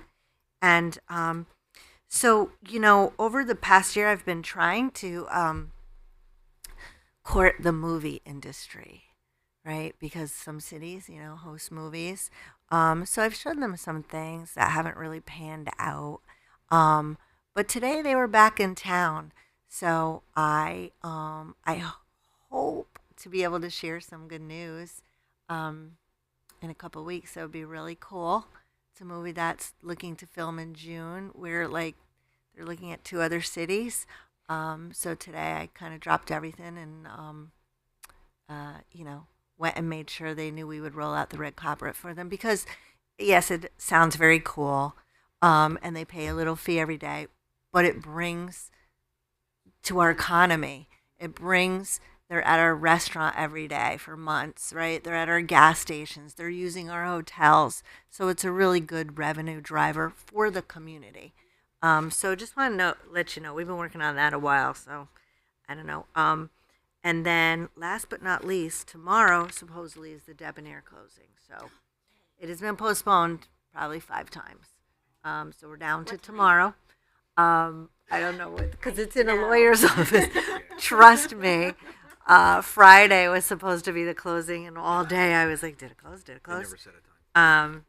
I will be texting you tomorrow. Yes. How about this? I will text you when I know. Okay. All right. So fingers crossed, everybody.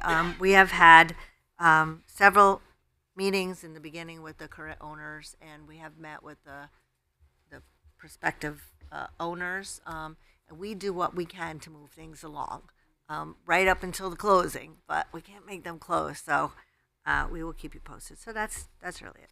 We got a lot going on. Fantastic. Yeah. Any other new business? Before we go, I will entertain a motion to adjourn. Second? Okay, second Akbarali. All in favor? Who would be opposed? Any abstentions? Thank you very much.